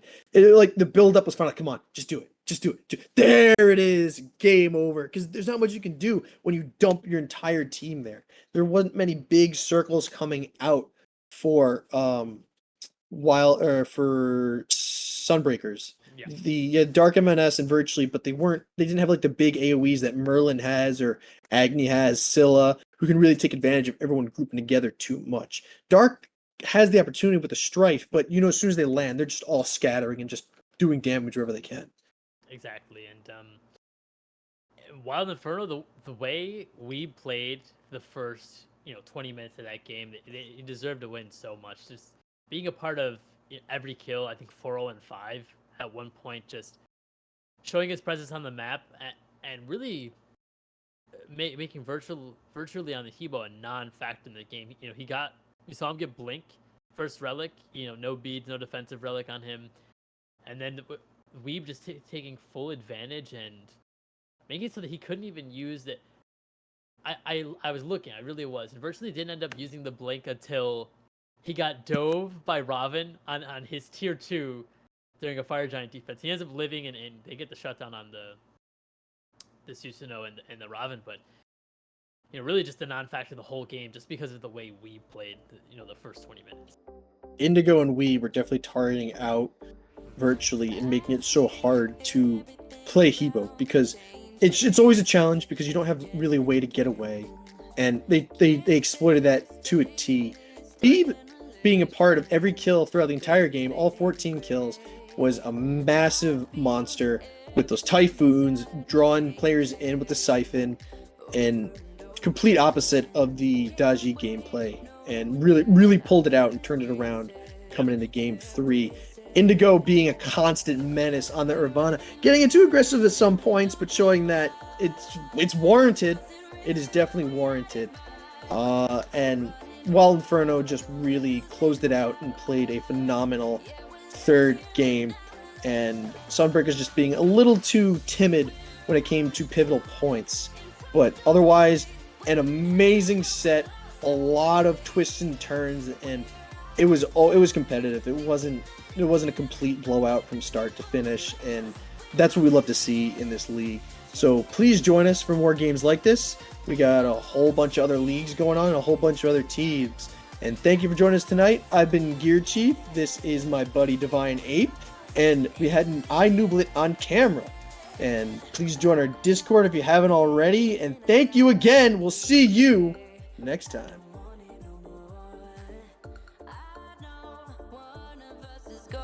Crazy.